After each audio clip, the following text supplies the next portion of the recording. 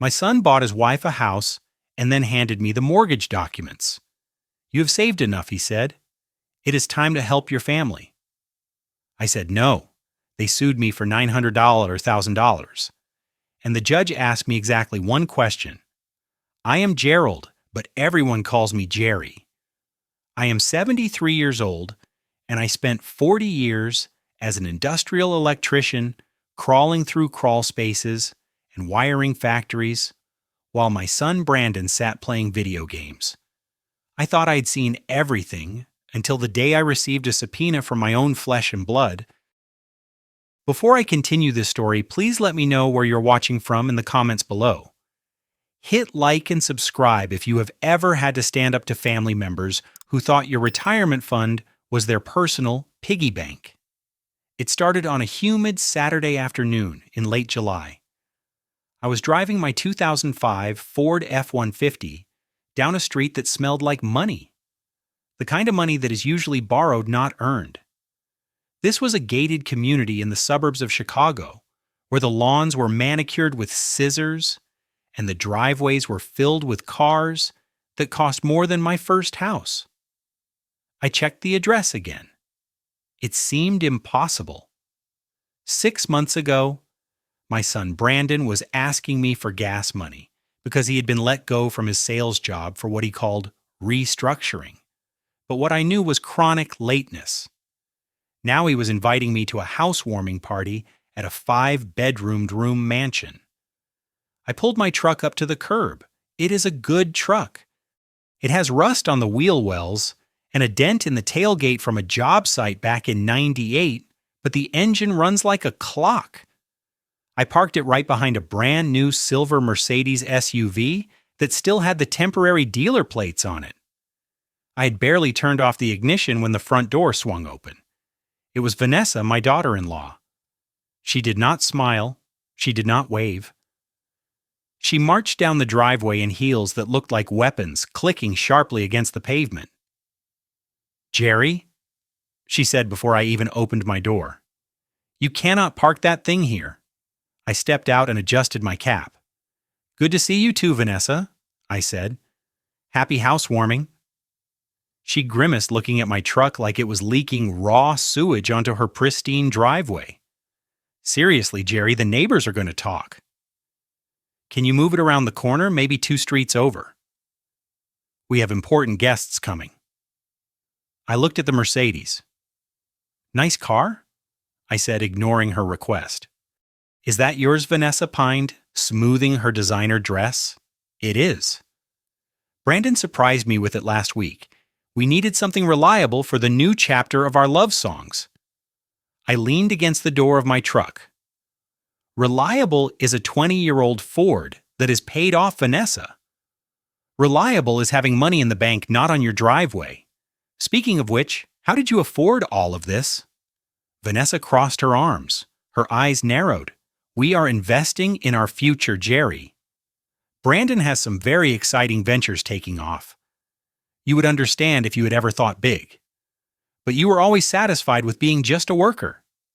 That stung. Being a worker put food on the table for 30 years. Being a worker paid for Brandon's college degree, which he never uses. "I am not moving the truck," I said, calm but firm.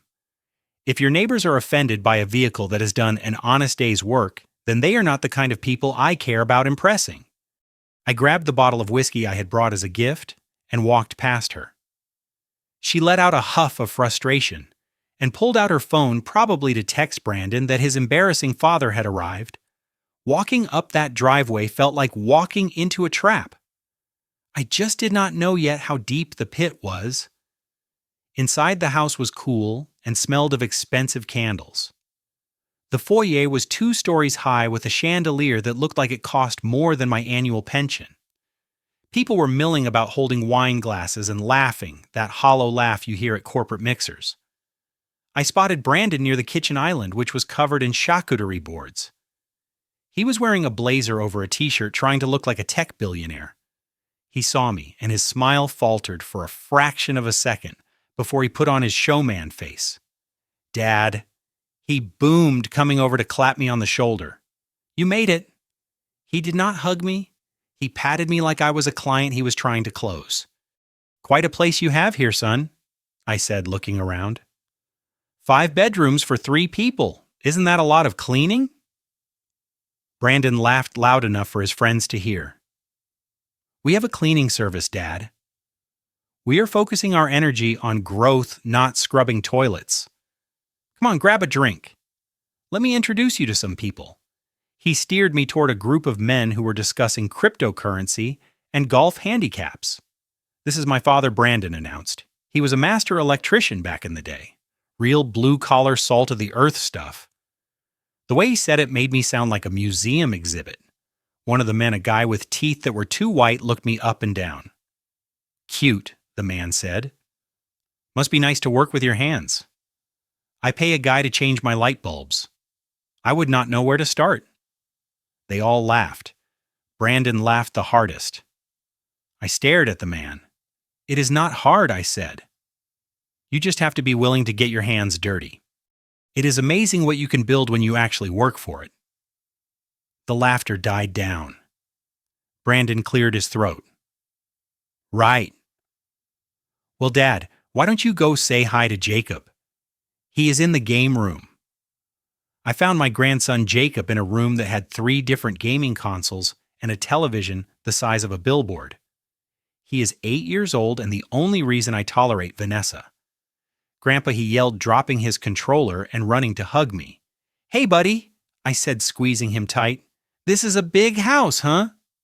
"Yeah, but Mom says I can't touch the walls because they are custom paint," Jacob whispered. "And I can't play in the living room. It is kind of boring." My heart broke a little. A $600,000 museum where a kid cannot be a kid. I spent an hour in there with him, just listening to him talk about Minecraft, because it was the only real conversation in the entire house. Eventually, Vanessa appeared in the doorway. "Dinner is served," she said sharply, "and Jacob, go wash your hands twice. We do not want grease on the napkins." She looked at me when she said, "Grease." The dinner was a spectacle. Steaks that were too rare served on square plates. Wine that tasted like oak and money. The conversation revolved entirely around material things: who bought what boat, who was vacationing in the Maldives, who had the best private school connections. I sat there eating quietly, observing. I have a habit of watching people's hands. You can tell a lot by hands. Brandon's hands were shaking. Where every time he lifted his glass there was a tremor. He was sweating despite the air conditioning. He was terrified. I knew the look. It is the look of a man who is juggling chainsaws and knows he is about to drop one. When the coffee was served, Brandon stood up and tapped his glass with a spoon. "Everyone," he said, "thank you for coming to celebrate our new home. We are so blessed. But I want to have a special moment with my father. Dad, why don't we go into the study for a moment?" The guests clapped politely. Vanessa gave me a smile that looked like a shark smelling blood. I followed Brandon into the study. It was lined with empty bookshelves. He sat behind a massive mahogany desk and gestured for me to sit in the leather chair opposite him. Vanessa came in and closed the door, leaning against it like a prison guard. So Dad Brandon started loosening his tie. "What do you think?" "It is impressive, Brandon," I said honestly. "But I am going to ask you again how you were on unemployment 6 months ago." Brandon waved his hand dismissively. "That was a transition period. I told you I have launched a consulting firm. We are projecting massive revenue by Q4. "Projecting?" I asked. "So you do not have the money yet." "That is how business works, Jerry." Vanessa interjected, pushing off the door and walking toward us. "You leverage debt to build wealth, but you have to have capital to start." She placed a thick blue folder on the desk in front of me. It landed with a heavy thud. "What is this?" I asked. "Open it," Brandon said. I flipped open the cover. It was not a business plan. It was not a photo album. It was a mortgage application. I scanned the pages. The purchase price was $800,000. The loan amount was $600,000. The interest rate was adjustable and terrifyingly high. But what caught my eye was the section labeled co-borrower. Typed neatly in that box was my name. Gerald Fitzpatrick. I looked up. Brandon was watching me, his face pale, but his jaw set in stubborn defiance. I did not agree to this, I said, my voice low. We know Dad, Brandon said quickly. That is why we are having this talk now. The bank needs a co-signer. My credit score is recovering from the unemployment stint, and Vanessa's student loans are still on the books. We just need your signature to finalize the deal. I looked back at the document. It wasn't just a signature. They wanted a down payment 20%.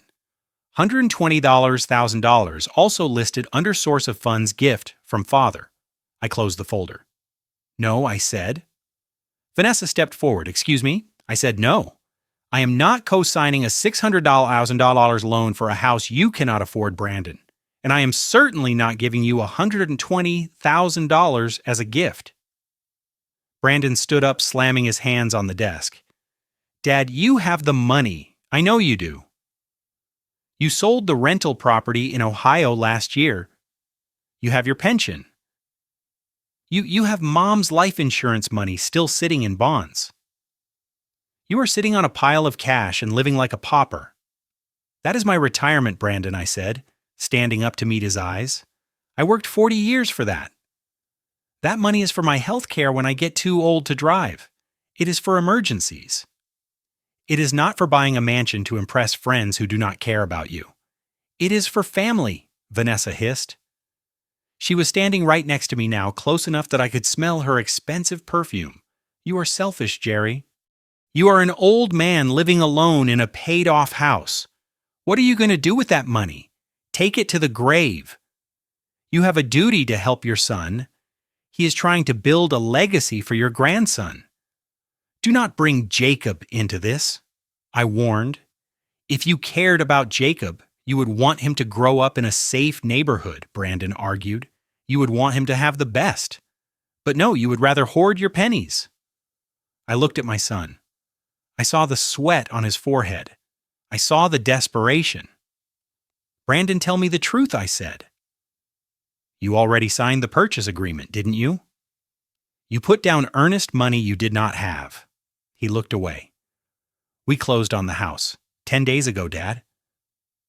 We have a bridge loan that expires in 48 hours.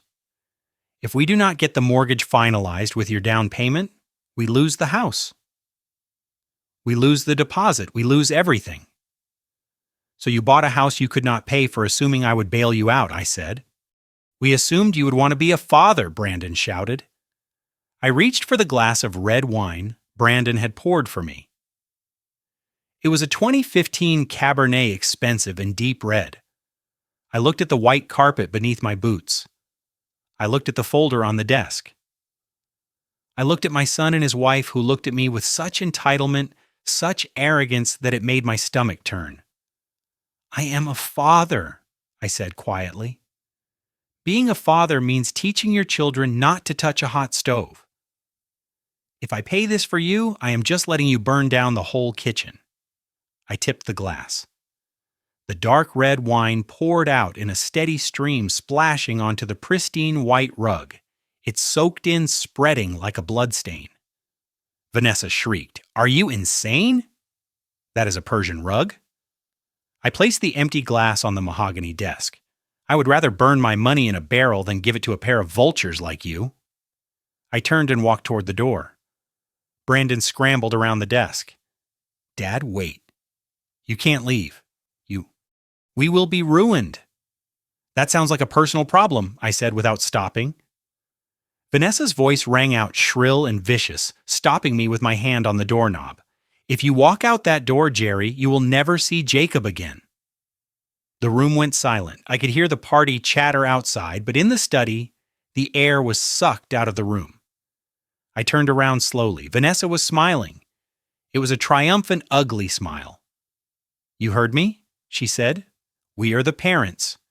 We decide who sees him. Oh, if you are not part of this family's financial future, then you are not part of this family at all. No more visits, no more birthdays. You will die alone, Jerry. I looked at Brandon. He was looking at the floor, unable to meet my gaze, but he did not speak. He did not defend me. He let her use his son as a bargaining chip. That was the moment the last thread of sympathy snapped. I looked at Vanessa, and I spoke with the calm of a man who has wired high-voltage circuits and knows exactly which wire cuts the power. You think you are holding the ace card, I said, but you have no idea who you are playing against. I opened the door. Do not expect me at Thanksgiving. I walked out through the party past the shocked faces of the guests who had heard the shouting, past the charcuterie boards and out the front door. I got into my rusted Ford F-150 and started the engine. As I drove away, I saw Brandon watching from the window. He looked terrified. He should be, because he thought the conversation was over. But I knew the war had just begun.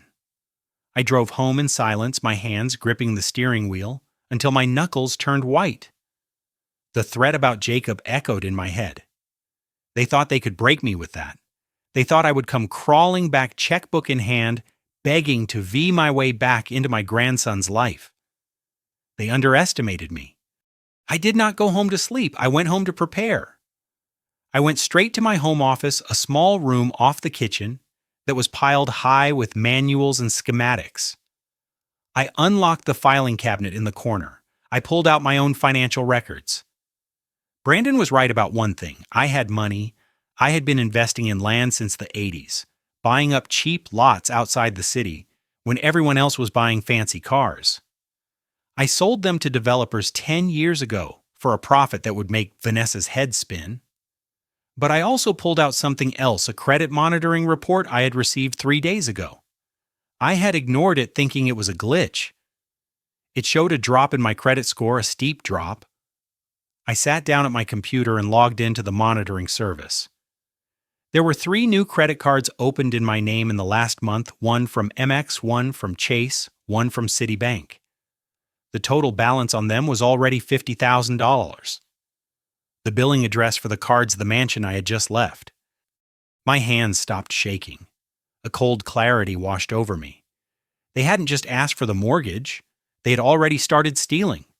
Brandon had used my social security number. He knew it because he helped me set up my Medicare last year. They were furnishing their new house with my identity. I picked up the phone. I did not call Brandon. I did not call Vanessa. I called the fraud department of American Express. I am Jerry Fitzpatrick, I told the operator.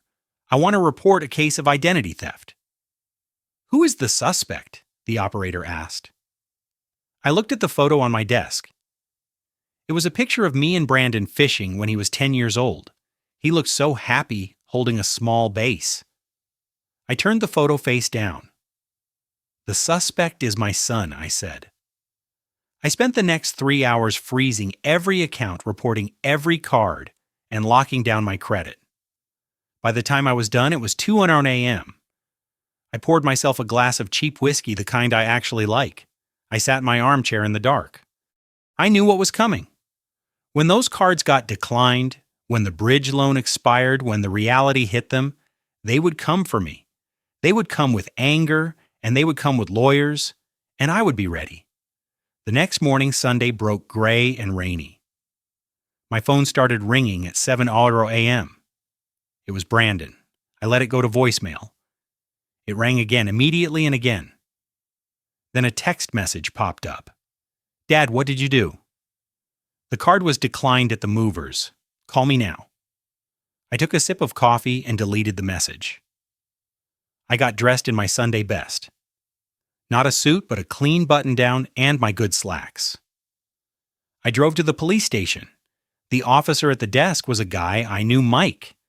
I had wired his garage a few years back. Jerry, what brings you in on a Sunday? Mike asked. I need to file a report, Mike. I said harassment, and I need to put a statement on record regarding financial fraud. Mike's face went serious. Who is the problem, Jerry? I took a deep breath. My son and his wife. Leaving the station with a copy of the police report in my hand, I felt a strange mixture of grief and resolve. I had just criminalized my own family, but they had fired the first shot. I drove to the hardware store not to buy anything, just to walk the aisles. It calms me, the smell of sawdust and oil. My phone buzzed again. It was a voicemail. I held it up to my ear. It was Vanessa. She was screaming. "You senile old bastard," she yelled. "You froze the accounts. Do you know what you have done? We have contractors here demanding payment. You are going to fix this, Jerry. You are going to unfreeze those cards, and you are going to sign that mortgage.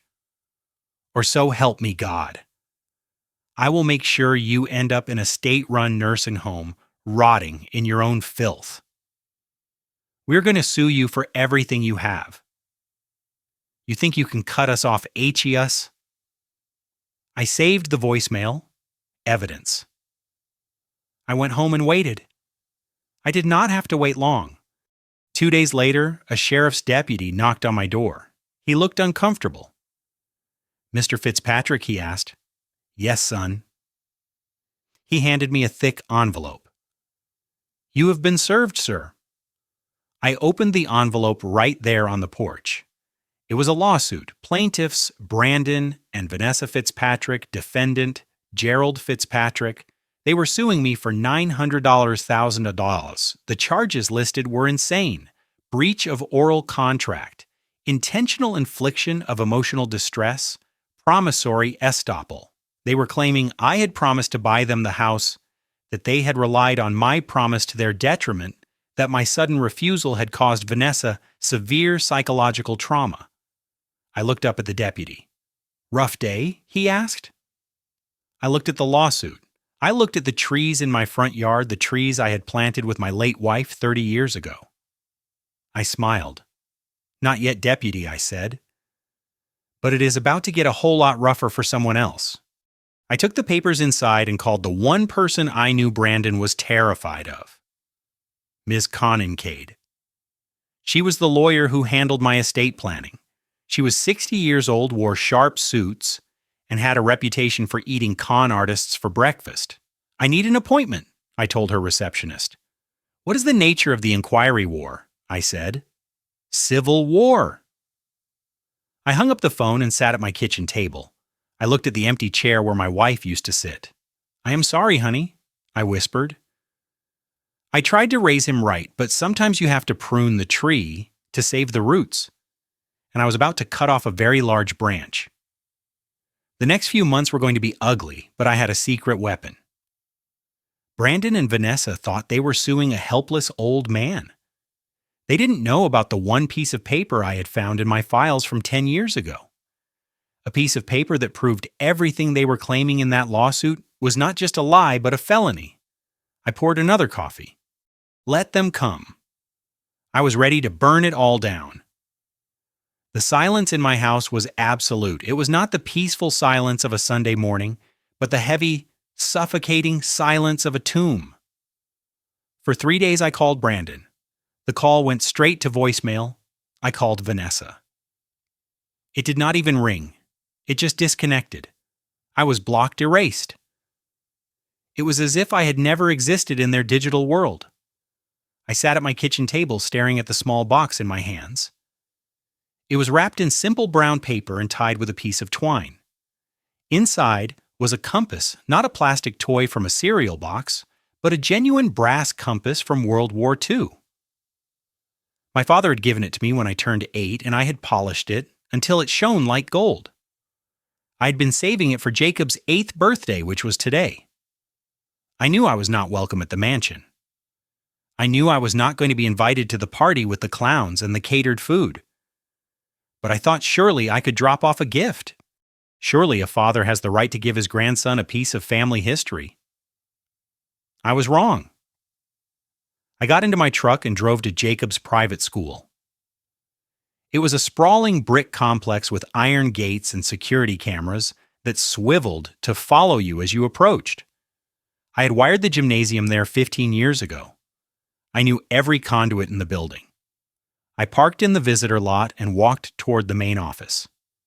The air was crisp and I adjusted my collar, trying to look presentable, trying to look like a grandfather, and not the pariah my family had made me. I reached for the door handle, but it did not open. A buzzer sounded and a voice crackled over the intercom. "State your business." "I am Gerald Fitzpatrick," I said, leaning toward the speaker. "I am here to drop off a package for my grandson, Jacob Fitzpatrick. It is his birthday." There was a long pause. The kind of pause that makes the hair on the back of your neck stand up. "Wait there," the voice said.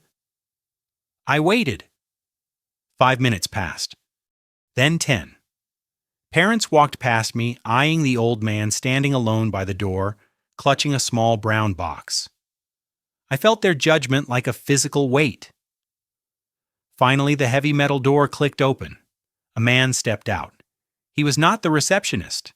He was built like a linebacker wearing a security uniform that was too tight across the chest. His name tag read Miller. "Mr. Fitzpatrick," he said.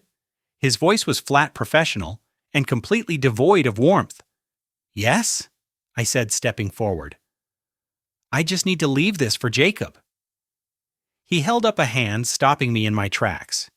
"You need to leave the property, sir." I blinked, confused. "I beg your pardon. I am not trying to see him. I know the rules. I just want to leave the gift at the front desk." Miller took a step closer, invading my personal space. He looked down at me, and I saw the glint of a taser on his belt. "You are not hearing me, sir. You are banned from the premises." "Banned," I repeated the word, tasting like ash in my mouth. "On what grounds? I have never caused a disturbance here in my life." Miller pulled a clipboard from under his arm. He flipped a page and tapped it with a thick finger. "We received a notification yesterday from the custodial parents Brandon and Vanessa Fitzpatrick. They have flagged you as a security risk. The report states that you have a history of volatile behavior and have made threats against the family. You are listed as an imminent danger to the student." The world seemed to tilt on its axis. Volatile threats, imminent danger. They had not just blocked my number, they had assassinated my character. Son. I said, my voice trembling with a mixture of rage and sorrow. "That is a lie. I am a 73-year-old electrician. I have never hurt a fly." Miller did not blink. "I do not know you, sir. I just know what is on this paper. And this paper says, if you show up here, I am supposed to call the police. Now I'm giving you a break because you look like you are just confused. But you need to get in your truck and you need to go now." I looked at the box in my hand. The brass compass inside felt heavy, a dead weight. "Can you just give it to him?" I asked, my voice dropping to a whisper. "Please. It is his great-grandfather's." Miller looked at the box, then back at me. For a second I saw a flicker of humanity in his eyes, but it was quickly extinguished by the protocol of his job. "We cannot accept packages from individuals on the banned list. Take it with you." He turned his back on me and walked inside the heavy door clicking shut behind him. The lock engaged with a sound that felt final. I stood there for a long time. I watched the other grandparents arriving, picking up their kids, swinging them around in circles. I watched the joy that I was being denied. I walked back to my truck. My legs felt heavy. My chest felt tight. I tossed the box onto the passenger seat. It landed with a dull thud. I drove home without turning on the radio. The silence in the cab was deafening. I thought the humiliation at the school was the end of it. I thought that was the low point of my day. I was naive. 2 hours later, I was sitting in my living room staring at the wall when I saw flashing lights reflect against my window, blue and red. I stood up and went to the door. A police cruiser was parked at the curb. It was not Mike, my friend from the station. It was a patrol car I did not recognize. 2 officers were walking up my driveway. They walked with their hands near their holsters, their eyes scanning my property as if expecting an ambush. I opened the door before they could knock. "Can I help you, officers?" I asked. One of them, a young man with a buzz cut and eyes that looked like they had seen too much, stepped forward. "Are you Gerald Fitzpatrick? I am Mr. Fitzpatrick. We are responding to a complaint filed by a Ms. Vanessa Fitzpatrick." I laughed. It was a dry, bitter sound. "Let me guess. She says I am harassing her." The officer did not smile. "She claims you attempted to breach security at her son's school today after being explicitly told to stay away. She also claims you have been driving by their residence." "I have not been near their house," I said firmly. "And I went to the school to drop off a birthday gift. I left when I was told to leave." The officer pulled a notepad from his pocket. "Sir, this is a formal warning. The family is in the process of filing a restraining order. Until that is settled, you are to have no contact with them, no phone calls, no text messages, no visits to the school, no driving past their home. If we have to come back here again, we will not be having a polite conversation on the porch. You will be leaving in the back of that car." Do you understand? I looked at the young officer. He did not know me.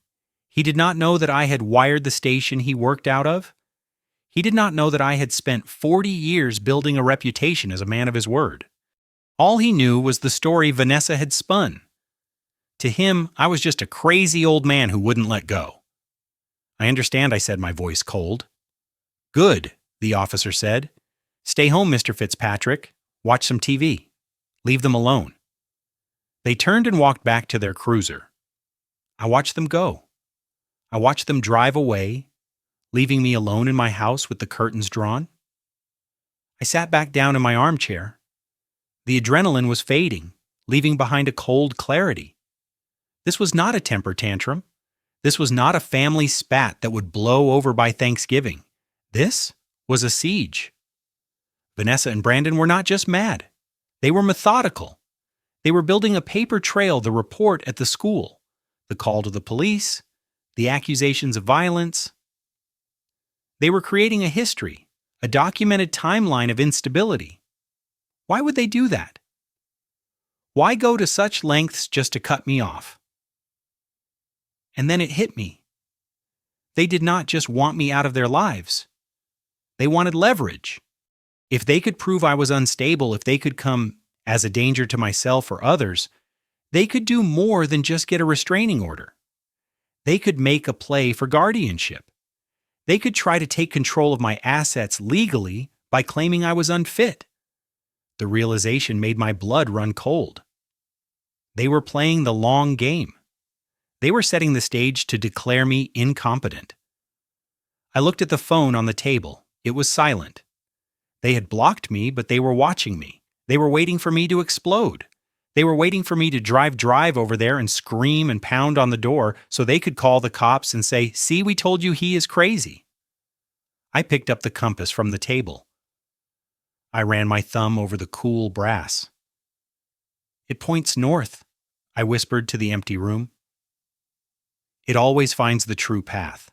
I was not going to give them what they wanted. I was not going to give them anger. I was not going to give them an outburst. I was going to give them nothing.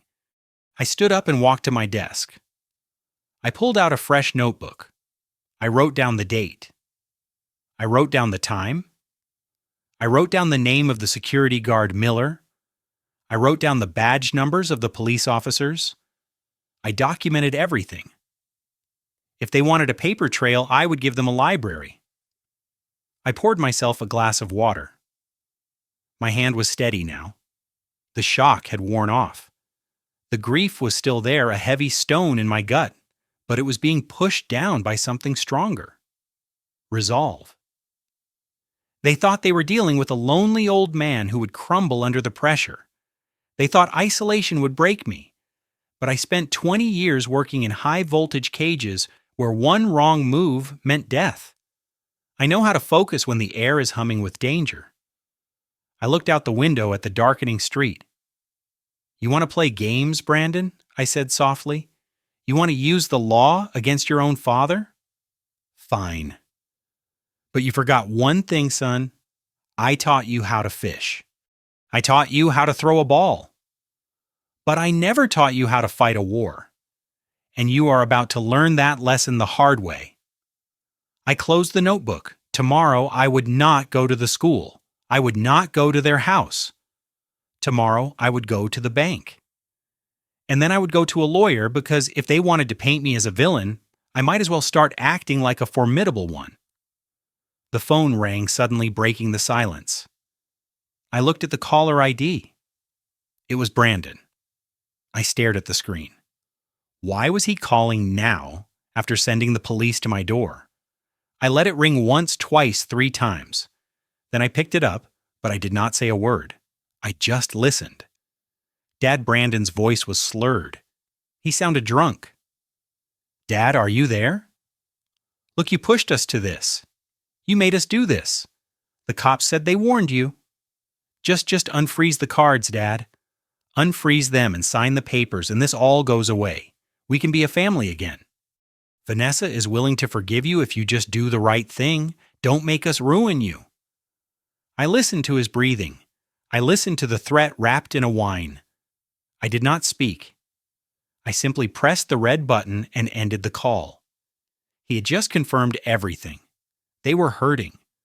The frozen cards were biting, and they were desperate. I smiled for the first time in 3 days. It wasn't a happy smile.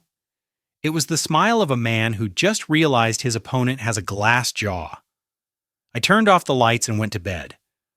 I slept like a baby because now I knew exactly what I had to do. Monday morning arrived with the subtlety of a sledgehammer. I was sitting at the kitchen table, nursing a cup of black coffee that had gone cold. The house was too quiet, the kind of quiet that usually precedes a tornado siren. My phone was sitting on the placemat face up. I had been staring at it, waiting for the fallout from the frozen accounts. But what came through was something entirely different. A notification from my credit monitoring service popped up. I usually ignore these things. They are usually just telling me my score went up a point, or that my data was found on the dark web like everyone else's. But this one was red, a red triangle with an exclamation point. Your credit score has changed significantly, it read.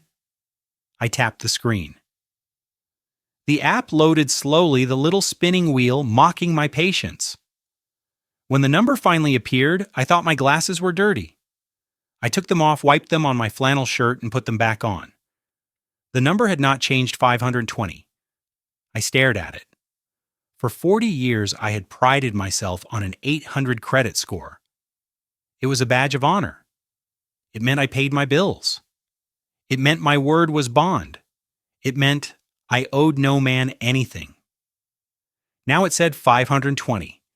Below the number was a list of alerts, high credit utilization, delinquent payment reported, new account inquiry. My chest tightened. It felt like someone had clamped a vice around my ribs. This was not just a mistake. This was a massacre. I grabbed my keys and headed for the door. I did not bother to call the bank. You do not handle a train wreck over the phone. You go to the scene of the crash. The drive to the downtown branch of First National took 20 minutes. I spent every one of them gripping the steering wheel so hard my hands cramped. I knew the branch manager, Mrs. Higgins. She was a good woman who had helped me set up my retirement accounts. She knew I was conservative with money. She knew I still balanced my checkbook with a pen and paper. When I walked into the lobby, Mrs. Higgins was standing by the teller line. She saw me, and her face went pale. She knew. She had to know. Mr. Fitzpatrick, she said, her voice tight. I was just about to call you. Please come into my office. She did not offer me coffee. She closed the blinds and sat behind her desk, looking like she was about to tell me I had a terminal illness. Jerry, she said, using my first name, which she only did when things were bad. We received a flag from the fraud department this morning, but I pulled your file because I did not believe it. Show me, I said. My voice was a low growl. She turned her monitor so I could see.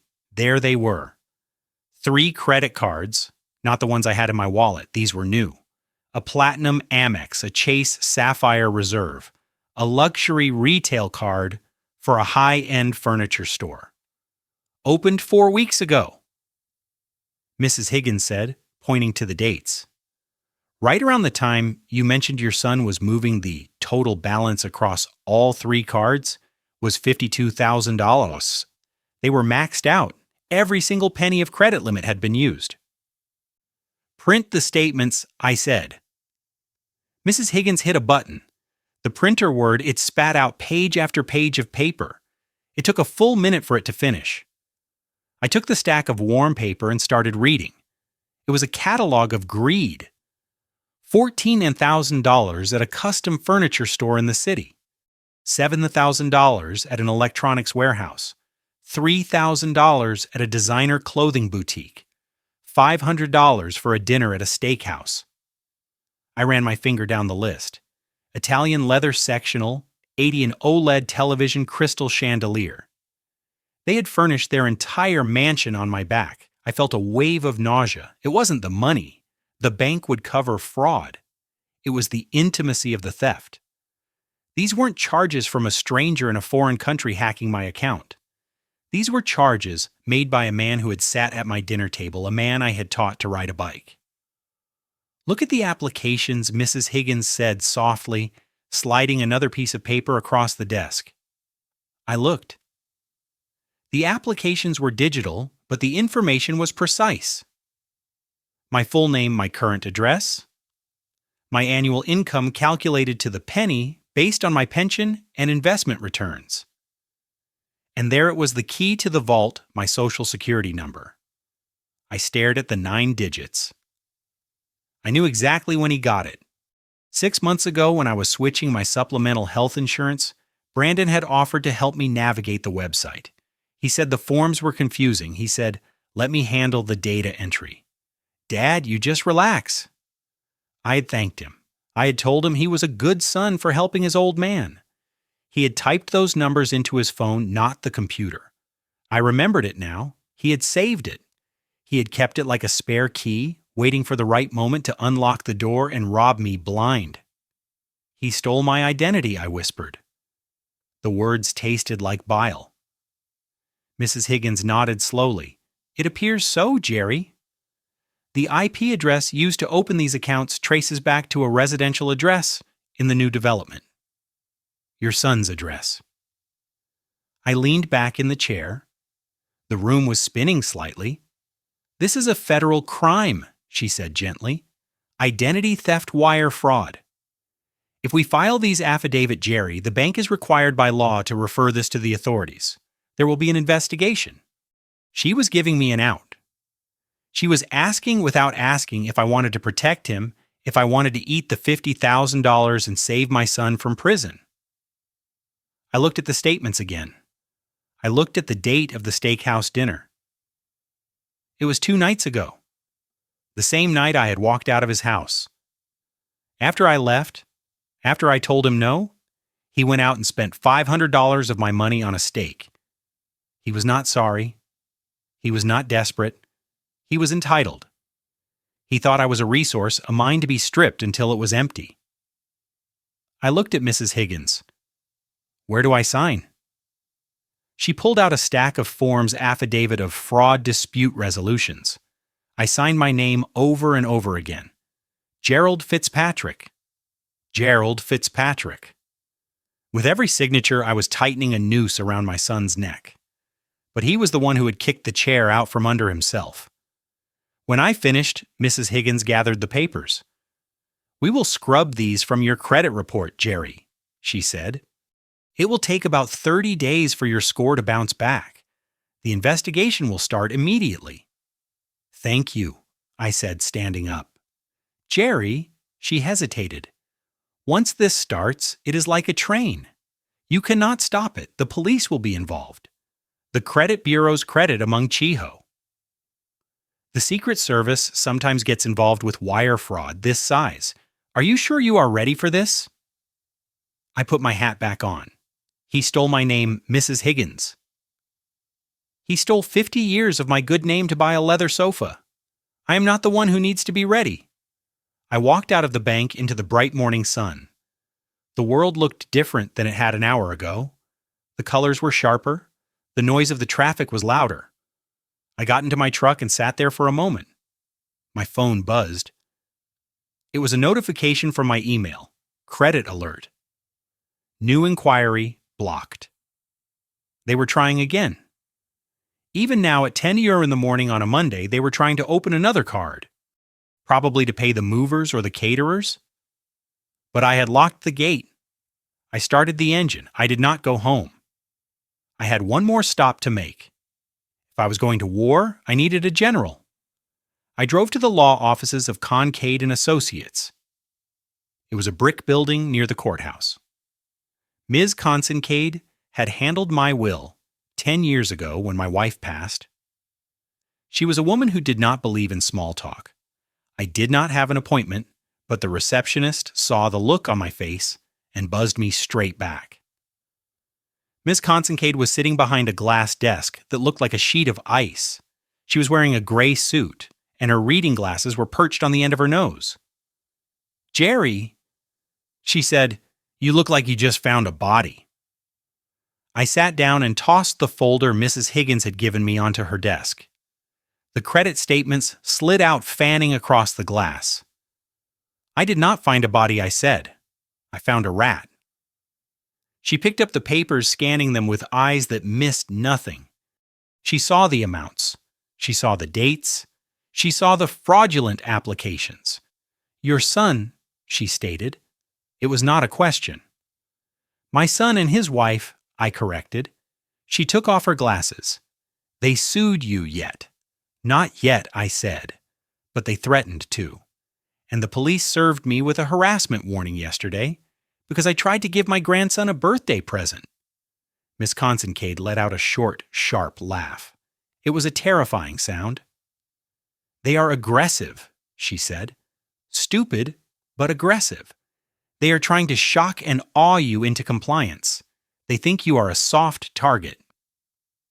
She opened a drawer and pulled out a fresh legal pad. "So what is the objective, Jerry?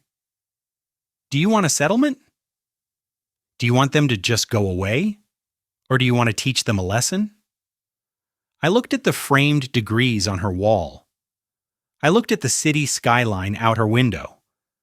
I thought about Jacob trapped in that house with parents who saw people as ATMs. "I don't want a settlement," I said.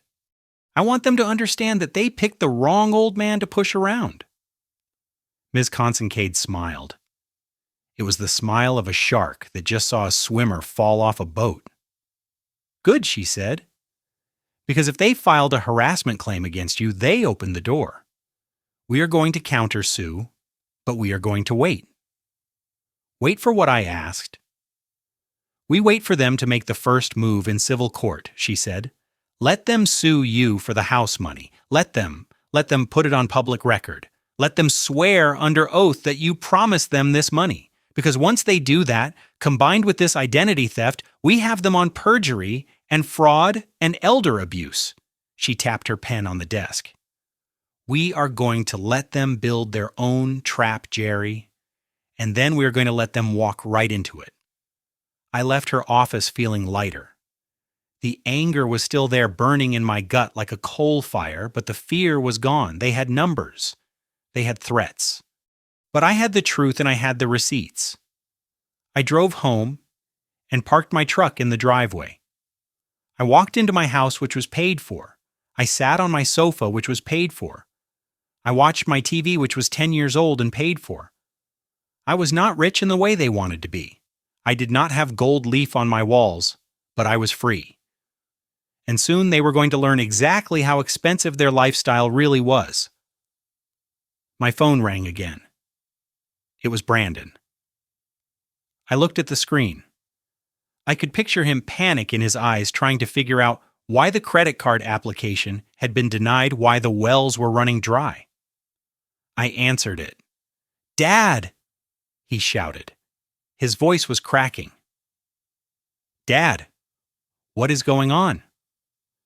"We are at the furniture store picking up the rest of the order, and the card was declined. They said the account is closed for fraud."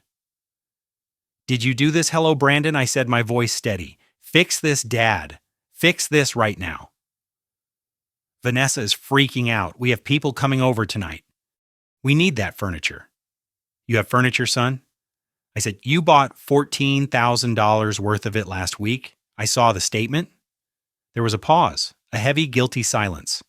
You saw it. I saw it all, Brandon. The sofa, the TV, the clothes. I saw every cent you stole. Stole, he sputtered. We didn't steal it, we borrowed it. We were going to pay it back once the business took off. We just needed a bridge. We are family, Dad. You would have given it to us anyway. No, I said I wouldn't have. And that is the point, isn't it? You knew I would say no, so you took it. It is just a credit card, Dad.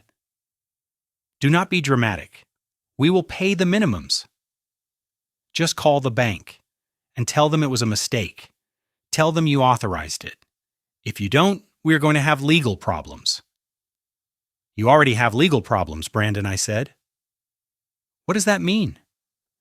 It means I just left the bank and I signed the affidavit. The line went dead silent.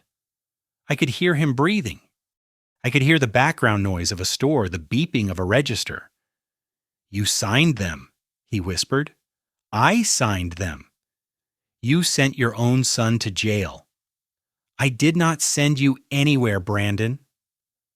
You bought the ticket when you typed my social security number into that application.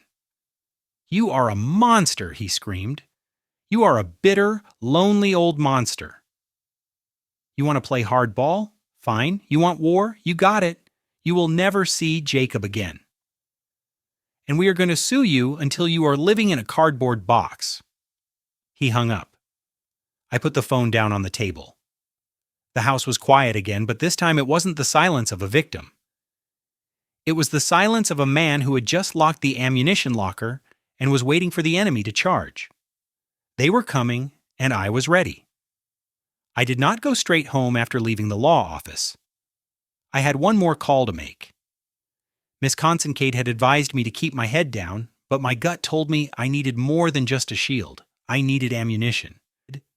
If they were going to paint me as a villain, I needed to know exactly who the heroes of their story really were. I called a man named Kowalski. He was a retired detective who now ran a private investigation firm out of a strip mall on the south side. I had done some wiring for his office years ago, and he owed me a favor. I need a background check, I told him. And I need surveillance 2 subjects. Kowalski did not ask questions, he just asked for names and addresses. I gave him Brandon and Vanessa. It felt unnatural, like a violation of the natural order, to stick a private eye on your own son. But the son I raised disappeared the moment he stole my identity. 24 hours later, I was sitting in a booth at a 24-hour diner meeting Kowalski. He slid a manila envelope across the Formica table. He looked tired. "You're not going to like this, Jerry," he said. I opened the folder. The first thing I saw were photos of Brandon. "I asked you to check on his business," I said. "The consulting firm." Kowalski took a sip of his coffee. "There is no firm, Jerry. The LLC was dissolved 6 months ago for failure to pay state franchise taxes. He has no clients. He has no office." I looked at the photos. They showed Brandon sitting in his car in a Starbucks parking lot. Then they showed him driving back to the mansion, entering through the side door, and sitting in that game room I had seen. "He leaves the house for an hour every morning to keep up appearances," Kowalski explained. "Then he goes back home, closes the blinds, and plays video games online until Vanessa gets home. He is not an entrepreneur. He is level 60 in a fantasy world." I felt a heavy stone settle in my stomach. The big ventures, the projecting revenue, it was all a lie. My son was not just unemployed, he was delusional. He was playing house in a mansion he couldn't afford, pretending to be a titan of industry, while his father's credit score burned to keep the lights on. "And the wife I asked, turning the page." Kowalski shook his head. "That is the dangerous one. Vanessa has 6 judgments against her from creditors in 3 different states. She changes her last name every few years. Not legally, just socially. She owes $40,000 in student loans she has defaulted on, and she has a shopping addiction that would bankrupt a small country. He pointed to a spreadsheet. She has been rotating credit cards, paying one off with a cash advance from another. It is a Ponzi scheme, Jerry, and you were the new investors she brought in to keep it from collapsing. I closed the folder. It was worse than I thought. They weren't just greedy, they were drowning.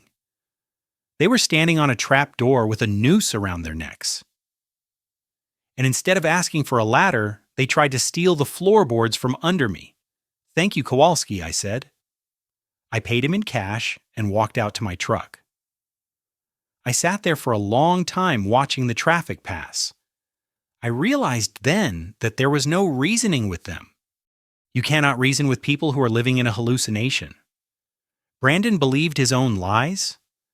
Vanessa believed she was owed a lifestyle she hadn't earned, and I was the only thing standing between them and the reality that was coming to crush them. I took my phone out of my pocket. I had kept Brandon blocked for 3 days. It was time to open the line, not to negotiate, but to hear the panic.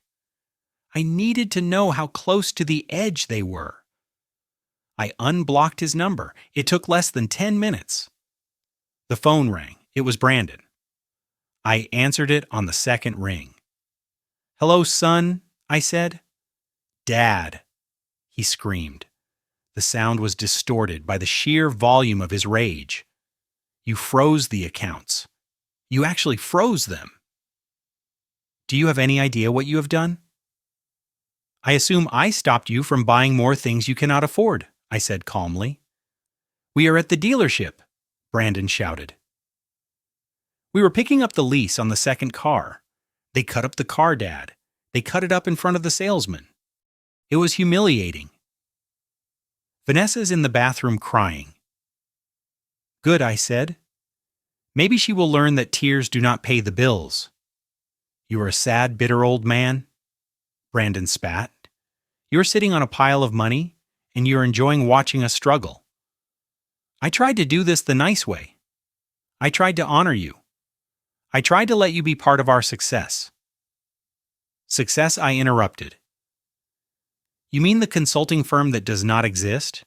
Or do you mean the video games you play, while your wife spends money she does not have?" The line went silent. A dead, terrified silence. "You know," he whispered, "I hired a private investigator, Brandon. I know about the dissolved LLC. I know about the judgments against Vanessa.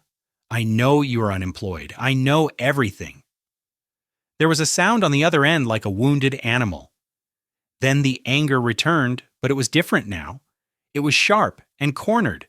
"You spied on us." I protected myself. I corrected. "There is a difference." "You forced me to do this," Brandon hissed. His voice dropped low, venomous. "I did not want to hurt you, Dad. I really didn't. But you backed me into a corner.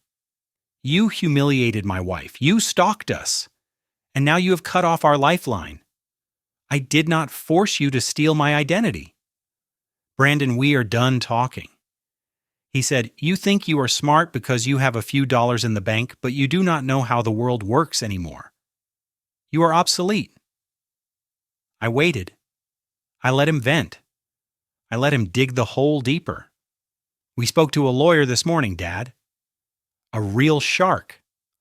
We are not just going to sue you for the house. We are going to sue you for emotional distress. We are going to sue you for harassment for hiring that PI. We are going to take everything, the house, the pension, the truck. You are going to die with nothing." "Is that a threat, son?" I asked. "It is a promise," he said. "You wanted a war? You got one. See you in court, old man." The line clicked dead. I lowered the phone. My hand was shaking slightly, not from fear, but from adrenaline. He had said it. He had said the magic words. "See you in court?" He thought he was threatening me. He thought he was intimidating me. But he had just walked right into the trap Miss Consoncate had set. By suing me, he would have to go on record. He would have to swear under oath. He would have to present his finances to a judge. He was going to drag his lies into the light of a courtroom, and he was too arrogant to see that he was bringing the gasoline to his own funeral. I started the truck. I had a meeting with Ms. Consincate in the morning. I had to tell her to clear her schedule. The lawsuit was coming, and I was going to be ready to welcome it with open arms. The knock on my door came at 3:00 in the afternoon on a Tuesday. It was not the rhythmic tap of a neighbor looking to borrow a tool. It was the heavy, authoritative thud of law enforcement. I set down my soldering iron and wiped my hands on a rag. I walked to the front door of the house I had paid off 20 years ago and looked through the peephole. A Cook County Sheriff's deputy was standing on my porch. He was adjusting his belt, looking at a clipboard. Behind him, parked at the curb, was a marked cruiser. I opened the door. The heat of the afternoon hit me first, followed by the deputy's unsmiling gaze. He looked to be about my son's age, maybe a few years younger, but he carried himself with the weight of a man who actually worked for a living. "Gerald Fitzpatrick?" he asked. "I am." He extended a hand not to shake mine, but to thrust a thick manila envelope toward my chest. "You have been served, sir," he said. I took the envelope. It was heavier than a wedding invitation, heavier than a tax bill. It felt like a brick.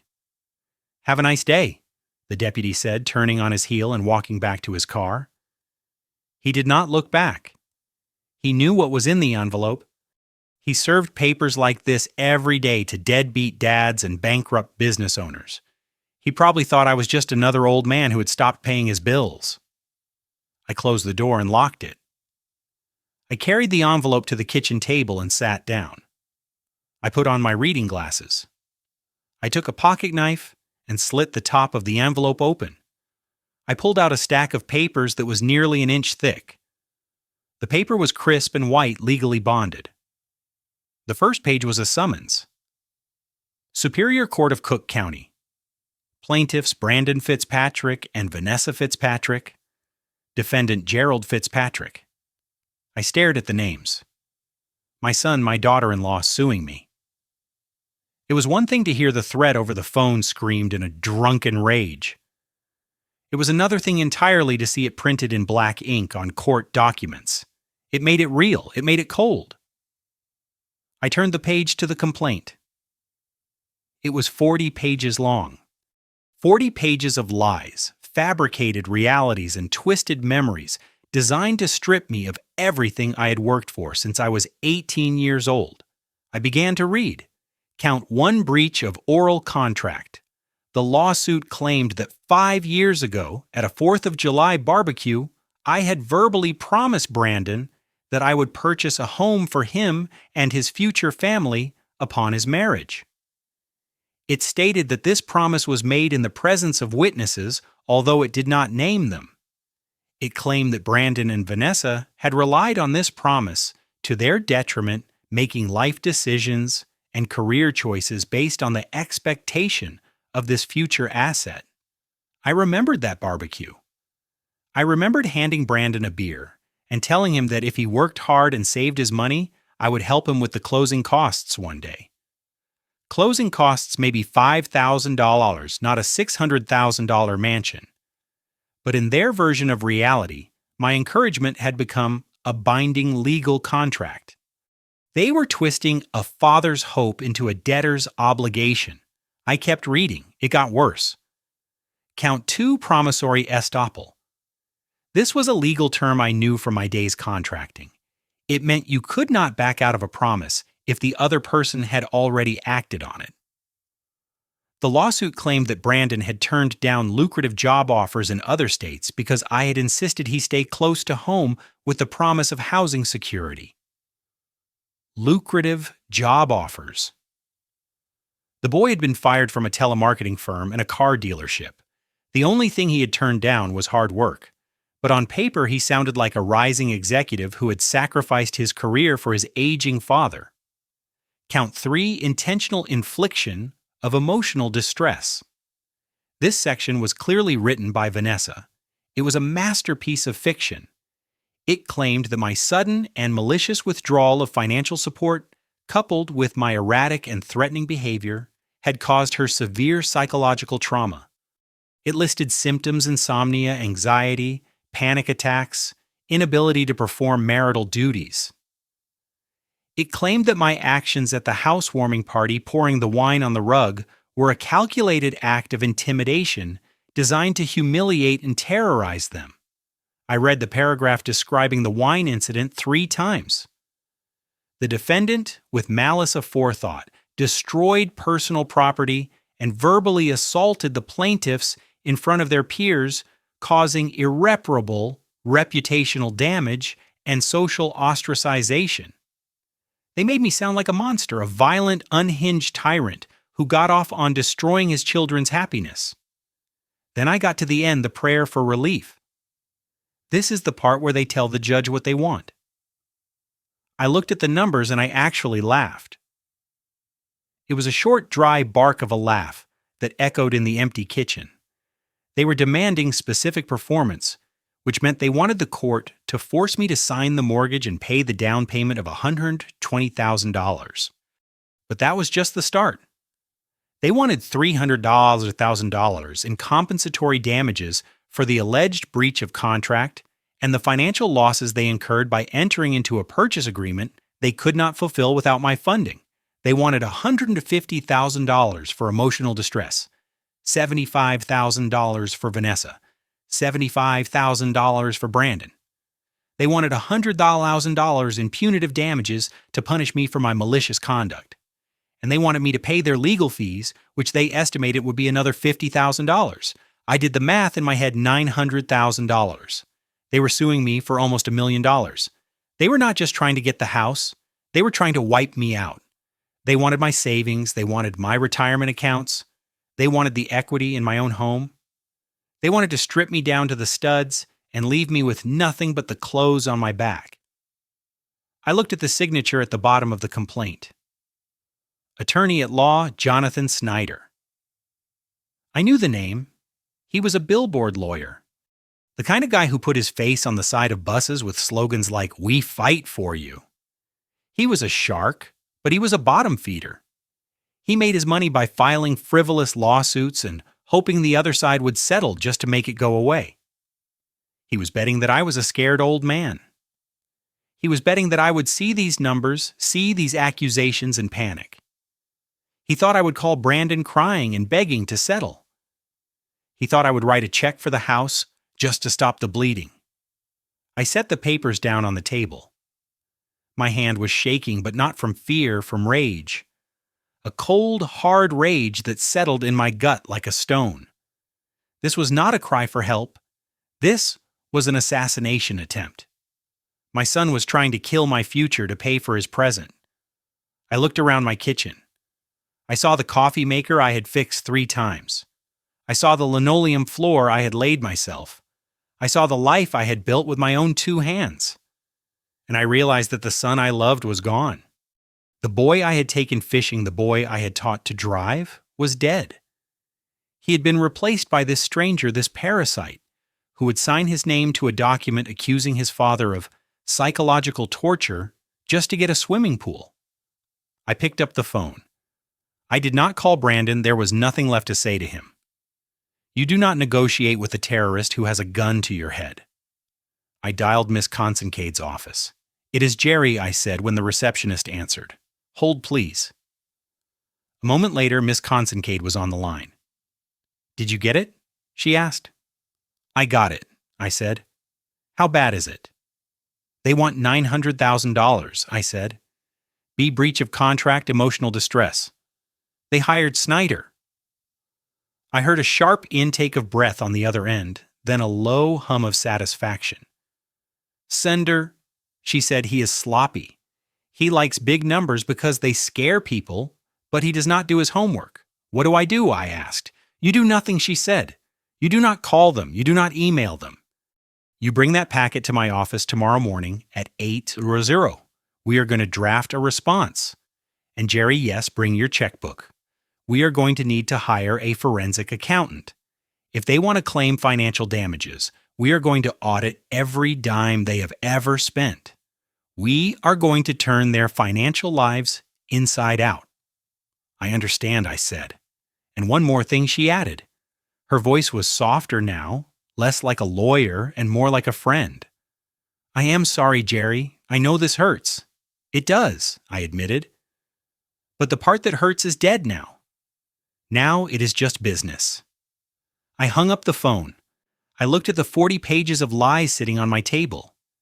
They wanted a fight. They wanted to drag me into the mud. They had no idea that I had spent 40 years of souls working in the mud. I knew how to navigate it, I knew how to survive in it, and I knew how to bury things in it. I stood up and went to the refrigerator. I took out a beer, I sat on my back porch and watched the sun go down. Tomorrow I would go to war.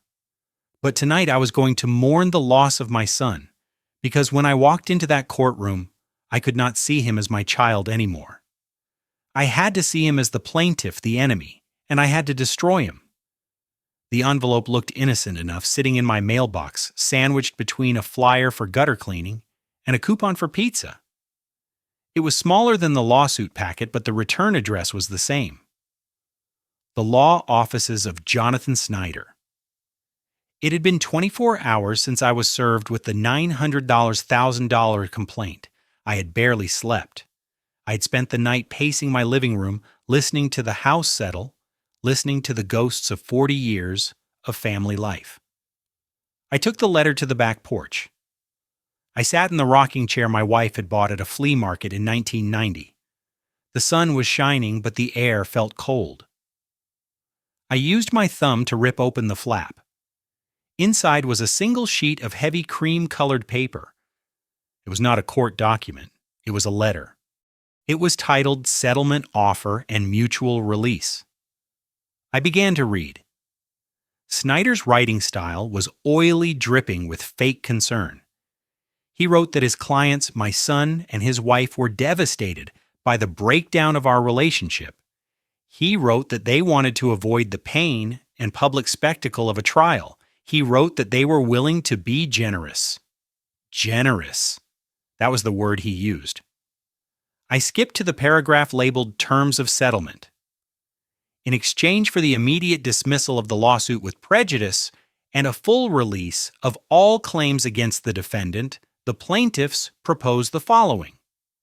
One Gerald Fitzpatrick shall execute a quit-claim deed, transferring full ownership of the property located at 14 Oak Street to Brandon Fitzpatrick within 30 days. Two Gerald Fitzpatrick shall vacate the premises immediately upon transfer, leaving the property in broom-clean condition. 3 Gerald Fitzpatrick shall assume responsibility for the outstanding credit card balances currently under dispute as a gesture of goodwill. I stopped reading. I had to put the paper down on my lap because my hands had started to tremble violently. They wanted my house. They did not just want the down payment for their mansion anymore. They realized that ship had sailed. They knew they could not afford the mortgage on the big house without me, so they had pivoted. They were coming for the safety net. My house is not a mansion. It is a 3-bedroom ranch built in the 70s, but it sits on a double lot. I have maintained it meticulously. New roof, new windows, updated electrical, because I did it myself. It is worth $400,000 in today's market. And more importantly, it is paid for. I do not owe a dime to anyone. They wanted me to give it to them, and in exchange, they would graciously stop suing me for money I never promised them. I looked at the next paragraph.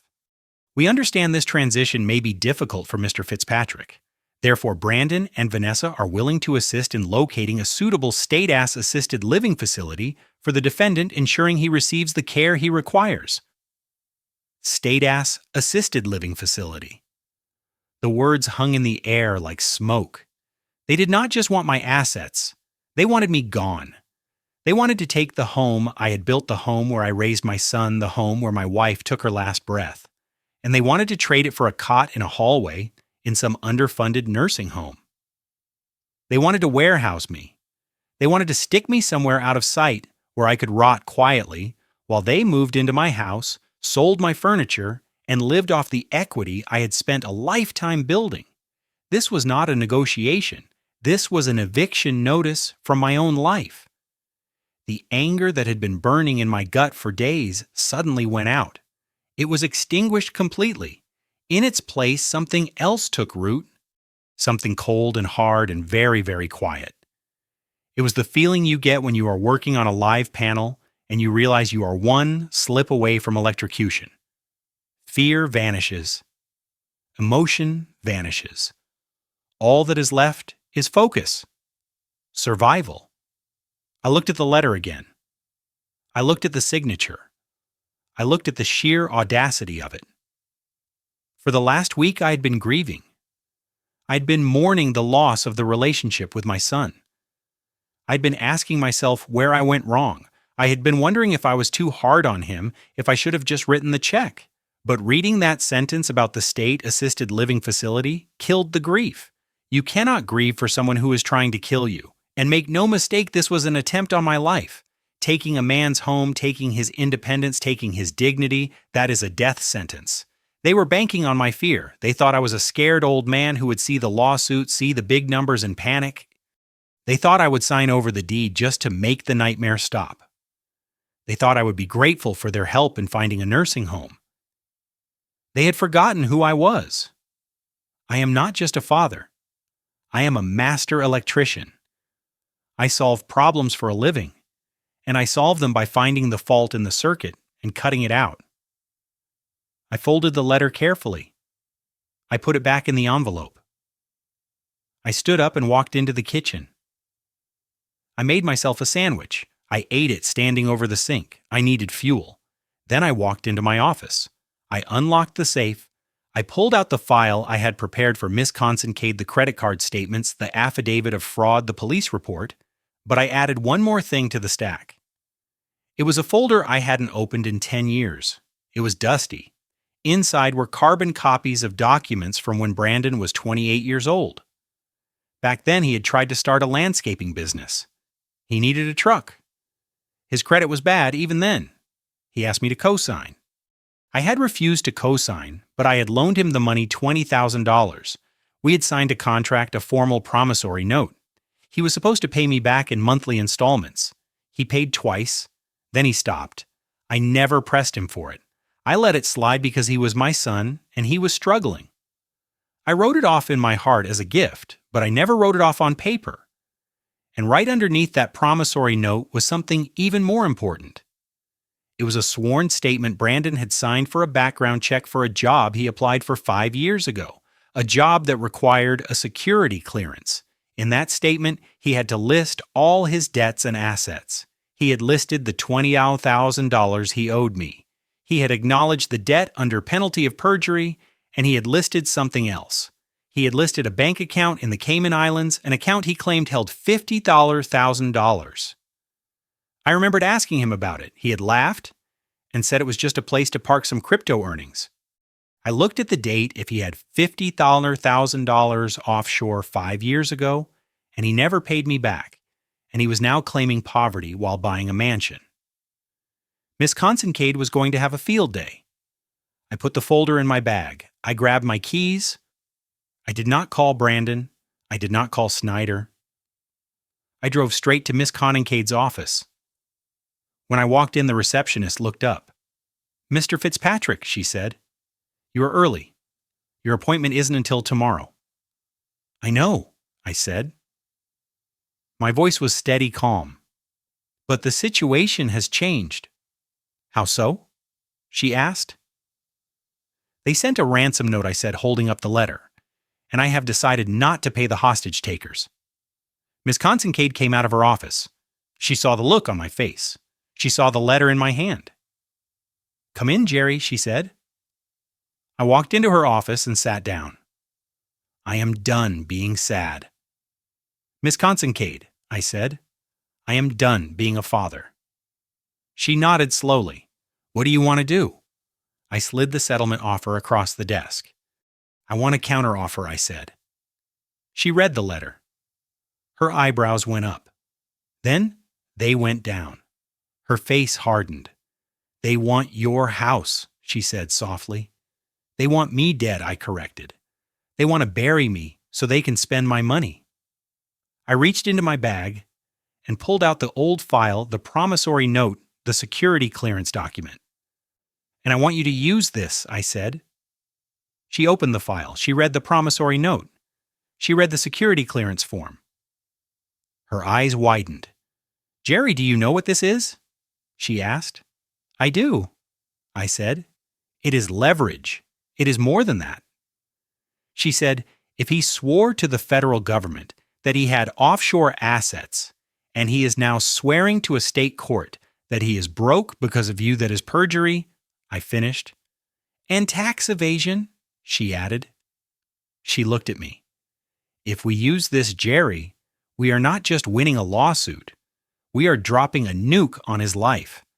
If the IRS sees this, if the federal prosecutors see this, he is looking at prison time. Real prison time, not county jail, federal prison." I looked at the woman who was holding my son's fate in her hands. I thought about the nursing home.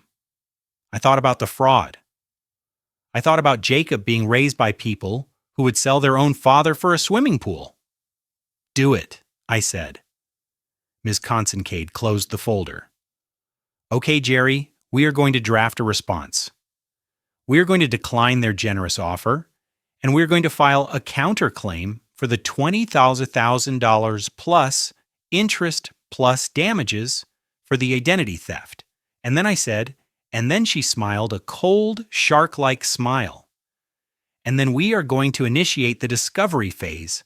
We are going to demand every bank record, every email, every text message they have sent in the last 5 years. We are going to audit their lives down to the penny." "Good," I said. I stood up. Miss Kincaid stood up too. "You are a strong man, Jerry," she said. "Most people would have folded." I adjusted my cap. "I am not strong," I said. "I'm just out of other options." I walked out of the office. The sun was setting. The city looked beautiful in the golden light. I was going home to my house, the house they wanted to take, and I was going to sleep in my own bed. Let them sue me. Let them come. I had the map to the minefield they were walking into, and I was about to watch them step on the first tripwire. 3 weeks later, I walked into what Ms. Kincaid called the war room. It was a windowless conference room in the center of her office suite that smelled of stale coffee and printer toner. The long oak table was buried under mountains of paper. Boxes were stacked against the walls, labeled with case numbers and dates. This was the result of discovery. When you sue someone, you open your life to them. You have to provide every document, every email, every bank statement that is relevant to the case. Brandon and his billboard lawyer Snyder had demanded my financials, thinking they would find a hoard of cash they could grab. But Ms. Kincaid had demanded theirs in return. She had subpoenaed everything, and because Snyder was lazy and Brandon was arrogant, they had sent it all over without filtering a thing. Ms. Kincaid was sitting at the head of the table in her shirt sleeves, her suit jacket draped over a chair. She looked like a surgeon who had been operating for 12 hours straight. Her eyes were red but focused. "Grab a coffee, Jerry," she said without looking up. "We have a lot of garbage to sift through." I poured a cup of the black sludge from the pot in the corner and sat down. "It is worse than we thought," she said, sliding a stack of papers toward me. I put on my glasses. The top sheet was a bank statement for Brandon's primary checking account. I started reading. It was a diary of self-destruction. I saw withdrawals for online gambling sites. $2,000 here, $5,000 there. I saw payments to a crypto exchange that totaled $40,000 in 3 months. I saw the charges from Vanessa, Sephora Nordstrom, a $300 charge for a dog grooming service for a dog they did not own. They were bleeding money. They were hemorrhaging it.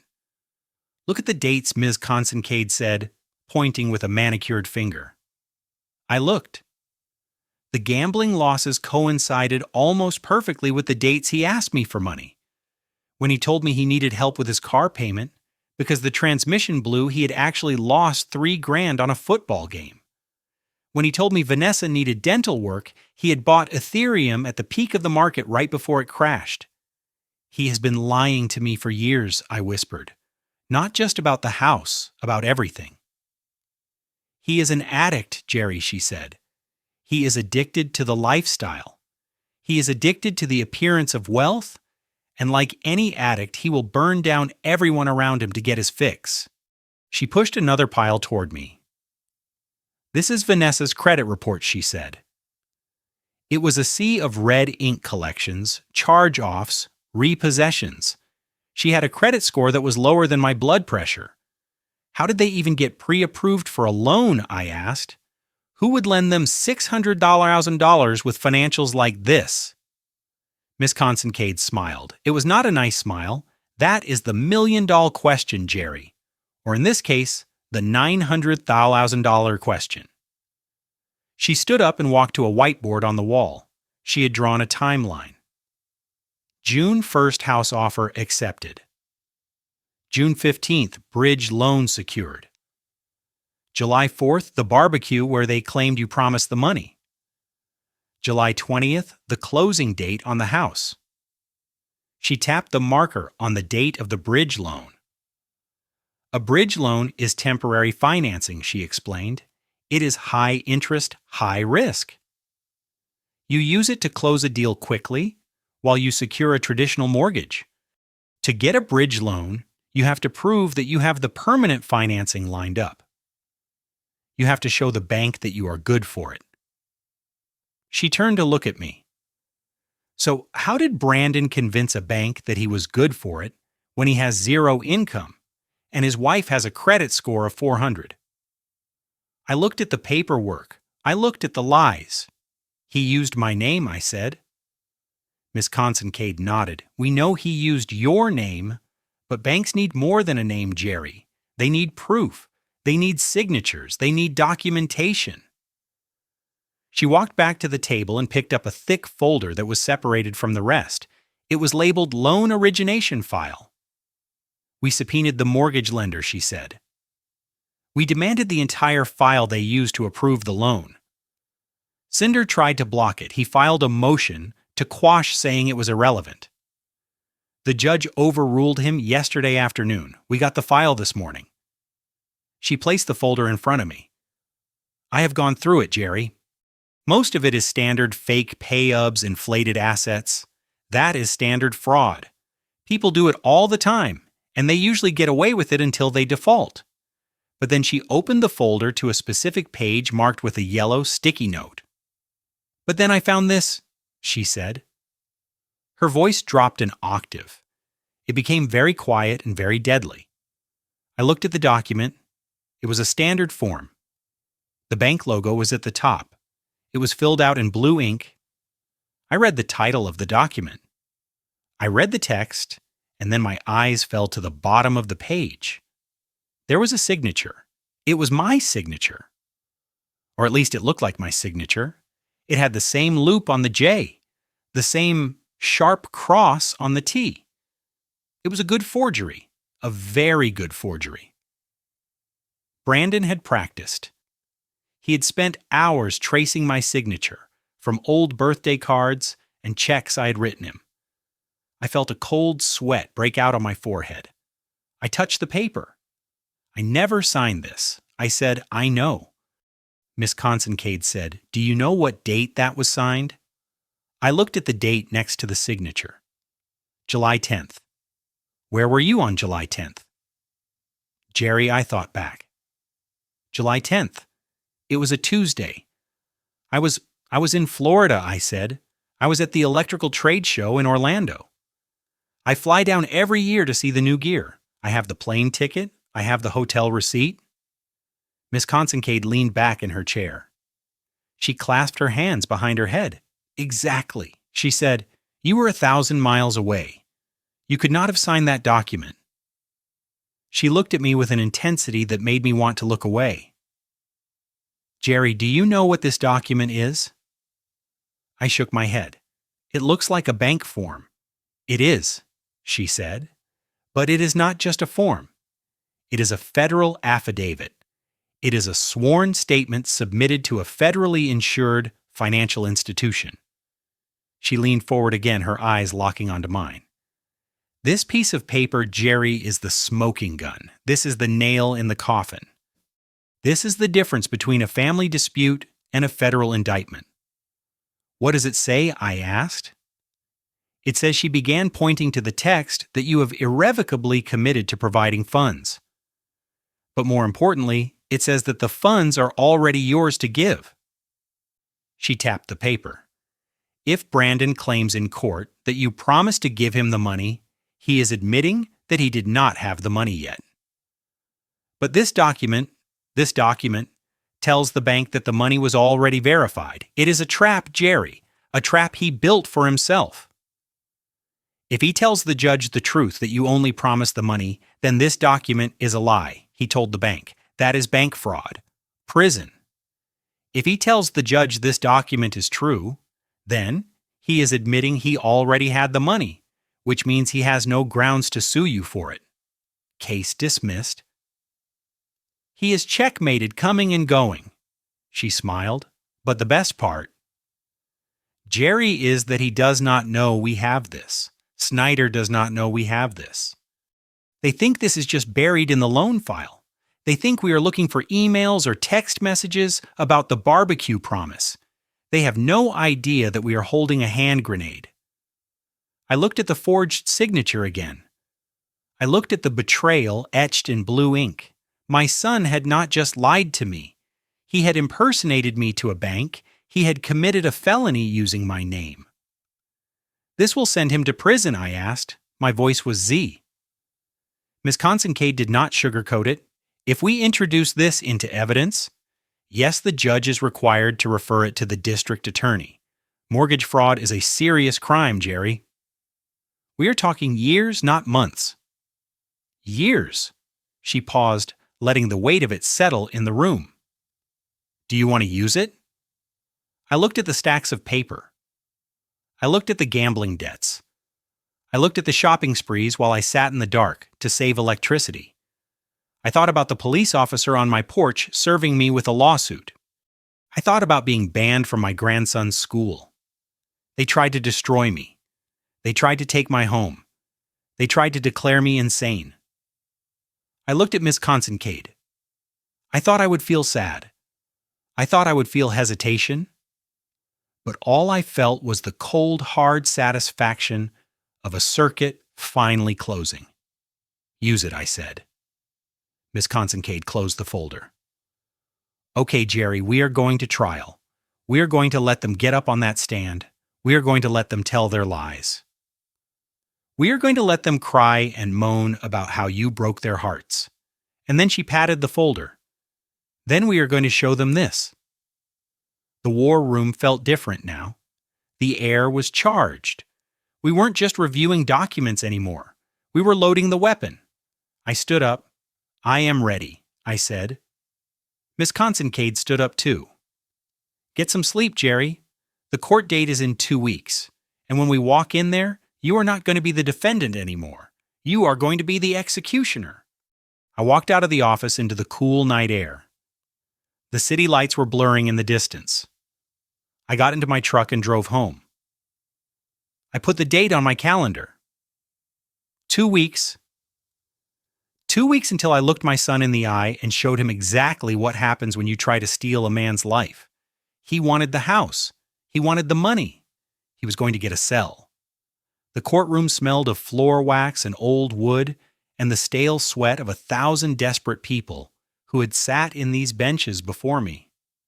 It was 9 hours in the morning on a Tuesday, and the air conditioning was humming a low, monotonous drone that vibrated in my teeth. I sat at the defense table next to Miss Consincade. I kept my hands folded on the table. My knuckles were white. I was wearing my only suit, a charcoal gray number I had bought for my wife's funeral 10 years ago. It felt tight across the shoulders. Across the aisle sat my son and his wife. They looked like they had been cast for a movie about wholesome American families. Brandon was wearing a navy blue suit and a tie that was not too flashy. His hair was combed neatly to the side. Vanessa was wearing a modest cream-colored dress with a high neckline and sensible heels. She wore no jewelry except for her wedding band. They looked humble. They looked wronged. They looked nothing like the people who had screamed at me over the phone or furnished a mansion with stolen credit cards. They had been coached. Snyder, their billboard lawyer, was sitting next to them looking smug. He leaned over and whispered something to Vanessa, and she nodded, wiping a non-existent tear from her cheek with a tissue she had been clutching since they walked in. The judge entered, Judge Walters. He was an older man with wire-rimmed glasses and a face that looked like it had been carved out of granite. He did not smile. He sat down, arranged his robes, and looked at us over the top of his spectacles. Docket number 47299. Fitzpatrick versus Fitzpatrick, he read. My heart hammered against my ribs. It was starting. The machine was turning on, and once it started, it would not stop until it had chewed one of us up. Snyder stood up for his opening statement. He walked to the jury box. He did not use a podium. He wanted to be close to them. He wanted to bond with them. Ladies and gentlemen, he began, his voice dripping with practiced sincerity. This is a case about a broken promise. It is a case about a father who looked his son in the eye and promised him a future only to snatch it away out of spite. It is a case about the devastation that follows when family turns on family. He pointed a finger at me. That man, Gerald Fitzpatrick, promised his son and his daughter-in-law that he would help them buy a home. He promised them $120,000 as a gift to secure their future. They relied on that promise. They built their lives around it, and when he pulled the rug out from under them, he did not just hurt their bank account, he broke their hearts. He caused them such severe emotional distress that Vanessa Fitzpatrick has been under the care of a therapist for months. I sat there and took it. I did not flinch. I did not shake my head. Miss Consincade had told me to be a statue. If you react, she had warned me, you look guilty. If you get angry, you look volatile.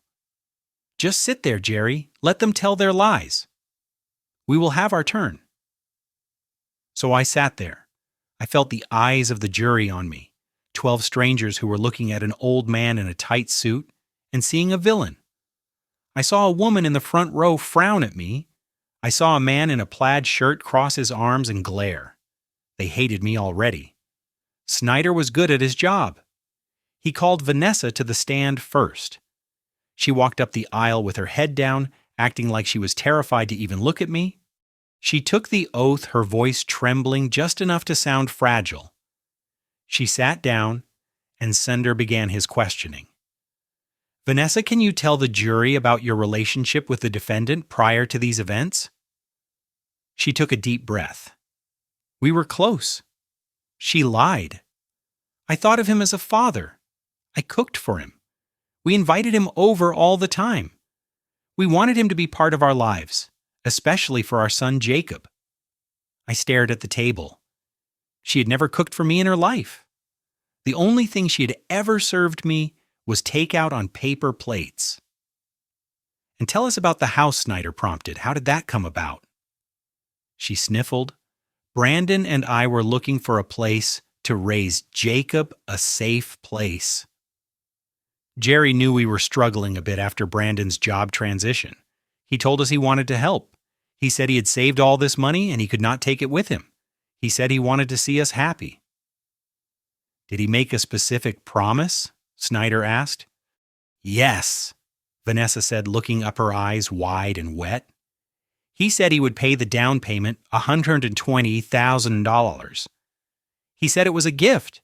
He said, go find the house of your dreams, kids. I have got your back. And based on that promise, what did you do? We found the house. We fell in love with it. We put down our savings as earnest money. We signed the contract. We trusted him. She started to cry. Real tears. Or at least Hollywood tears. And what happened on the day of the housewarming party? Snyder asked, his voice soft and gentle. She shuddered. It was horrible. He came over and he was different. He was angry. He started shouting that we were greedy. He poured wine on our carpet. He told us we would never see a dime. He said he enjoyed watching us suffer. A gasp went through the jury box. "And how has this affected you, Vanessa? I cannot sleep," she sobbed. "I have panic attacks. I am terrified we are going to lose everything. We trusted him, and he destroyed us." Cinder let the silence hang in the air for a long moment. He handed her another tissue. "Thank you, Vanessa, your witness." Miss Consincade stood up. She did not walk to the jury. She stayed behind the table. "Mrs. Fitzpatrick?" She said, her voice cool and professional. "You claim my client promised this money as a gift. Is that correct?" "Yes." Vanessa said, dabbing her eyes. "A gift, not a loan, not an investment. A gift with no strings attached." "Yes, a gift. And this promise was verbal. There is no written contract signed by Mr. Fitzpatrick stating he would give you this money." "No," Vanessa said, her voice hardening slightly. "But a verbal contract is binding. He promised." Miss Consincade looked down at her notes. "You stated that you relied on this promise to qualify for the loan. Is that correct?" "Yes. We needed the down payment to get the mortgage approved." "Thank you. No further questions." Vanessa looked confused. She had expected a fight. She had expected Ms. Consincade to attack her character, to bring up the shopping addiction or the credit cards, but Ms. Consincade had barely touched her. It was a strategic retreat. She was saving the ammunition for the main target. Vanessa stepped down and walked back to her seat, clutching Brandon's hand for support. Next, Snyder called Brandon. My son walked to the stand. He looked better than he had in months. He had lost some weight, probably from the stress. He looked like the victim. He took the oath. He swore to tell the truth, the whole truth, and nothing but the truth. So help him God. I watched him do it. I watched my son place his hand on the Bible and lie to God and the state of Illinois without blinking. Snyder walked him through the same story. The barbecue, the promise, the betrayal. "Brandon, tell the jury exactly what your father said to you," Snyder said. Brandon looked at the jury. He had the same charming smile he used when he was trying to sell me on a new business idea. He put his hand on my shoulder, Brandon said. He looked me in the eye and he said, "Son, I am proud of you. I want you to have this house. I am going to give you the 20% down. Consider it your inheritance early. I want to see you enjoy it." "And did you believe him?" "Of course I did," Brandon said, sounding hurt. "He is my dad. Why would he lie to me?" Why indeed, Snyder paced back and forth. Now, Brandon, the defense might claim that this money was never promised, or that if it was a loan. "What do you say to that?" "It was never a loan," Brandon said firmly. He was very clear. It was a gift. He knew we could not afford to pay back a loan of that size on top of a mortgage. He said it was a gift. "And did you have the money otherwise?" Snyder asked. "Could you have bought this house without his help?" "No," Brandon said, lowering his head. "We did not have that kind of cash. We were counting on him. Without that $120,000, we could not close. The bank would never have approved us. So you are testifying under oath that the only way you could secure this home was through your father's promised gift." "Yes," Brandon said, "absolutely. That gift was the cornerstone of the whole deal." Snyder turned to the jury. "You heard him, folks. He relied on his father's word, and his father broke it." "Pass the witness," Cinder said, sitting down with a satisfied smirk. The courtroom was silent. I could feel the weight of the judgment against me. The jury looked at me with disgust. A father who lies to his son. A man who promises the world and then pulls it away just to watch them fall. I was the villain in their story. Miss Consincade stood up. She picked up a single folder from the table. It was the loan origination file. She walked to the podium. She placed the folder down. She took off her glasses. Mr. Fitzpatrick, she began. You just testified that you did not have the $120,000 for the down payment. Is that correct? Yes, Brandon said, eyeing the folder. And you testified that you needed my client's money to qualify for the loan. Yes. And you testified that this money was explicitly promised as a gift, not a loan. Yes, Brandon said, looking annoyed. I already said that. Ms. Consincade nodded. She opened the folder. You applied for this mortgage with First City Bank.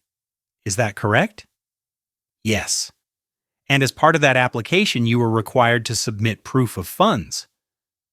You had to show the bank where the down payment was coming from. Brandon shifted in his seat. He licked his lips. Yes, he said slowly. Miss Consincade pulled a document out of the folder. She held it up. Your Honor, I would like to enter Defense Exhibit A into evidence. She walked to the witness stand and handed the paper to Brandon. Do you recognize this document, Mr. Fitzpatrick? Brandon looked at it. His face went pale. The color drained out of him so fast I thought he might faint. His hands started to shake. He stammered. Ms. Consincade's voice rang out clear and sharp, cutting through the silence like a whip. For the record, Mr. Fitzpatrick, please read the title of the document you are holding. Brandon swallowed hard. He looked at Snyder, who was frowning, confused. It is a gift letter, he whispered. Louder, please, Miss Consincade said. It is a gift letter, Brandon said, his voice cracking. And what does a gift letter do, Mr. Fitzpatrick? It certifies that funds have been gifted. Miss Consincade took a step closer. This document dated July 10th states that Gerald Fitzpatrick has already gifted you $120,000. It states that the funds are currently in your possession, and at the bottom there is a signature. Whose signature is that? Brandon stared at the paper. He stared at the forgery he had committed. It says Gerald Fitzpatrick, he mumbled. Miss Consincade turned to the jury. So, Mr. Fitzpatrick, we have a problem. You just told this jury under oath that my client promised you the money but never gave it to you. That is why you are suing him. But this document which you submitted to a federally insured bank claims he already gave it to you. She leaned in. So, which is it, Brandon? Did he give you the money, and you are lying to this court to get paid twice? Or did he never give you the money, and you lied to the bank to get the loan? The trap snapped shut. The silence in the courtroom was absolute. You could hear the air conditioning humming. You could hear the blood rushing in my ears. Brandon looked at the judge. He looked at his lawyer. He looked at me. He realized in that moment that he was not fighting for a house anymore. He was fighting for his freedom, and he had just lost. Miss Consincade paced slowly in front of the jury box, her heels clicking against the hardwood floor with a rhythmic predatory sound that seemed to echo in the cavernous room. She did not look at Brandon immediately. She looked at the 12 men and women who held my fate in their hands. She let the silence stretch until it became uncomfortable, until a juror in the back row shifted in his seat and cleared his throat. Only then did she turn her gaze to my son, Mr. Fitzpatrick. She began, her voice deceptively soft, almost conversational. I want to make sure the jury understands the timeline and the nature of this alleged agreement perfectly.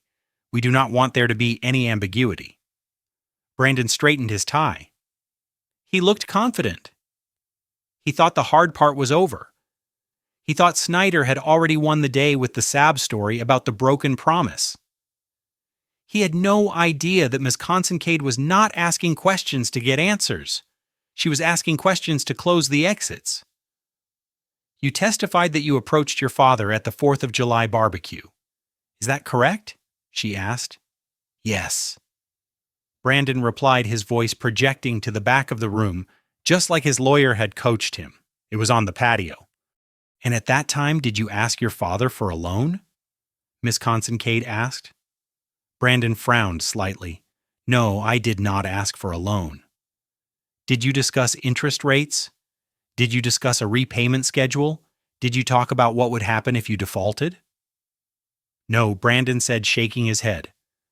We did not talk about any of that, because it was not a business transaction. It was a family matter. So to be absolutely clear, Miss Kincaid said, stepping closer to the witness stand, you had no intention of paying this money back. Not 1 cent of the $120,000. No, Brandon said firmly. It was a gift. He offered it as a gift to help his family. Why would I pay back a gift? Miss Kincaid nodded as if this was the most reasonable thing in the world. She walked back to the defense table and picked up a piece of paper. It was not the gift letter yet. It was a copy of the lawsuit complaint. She held it up.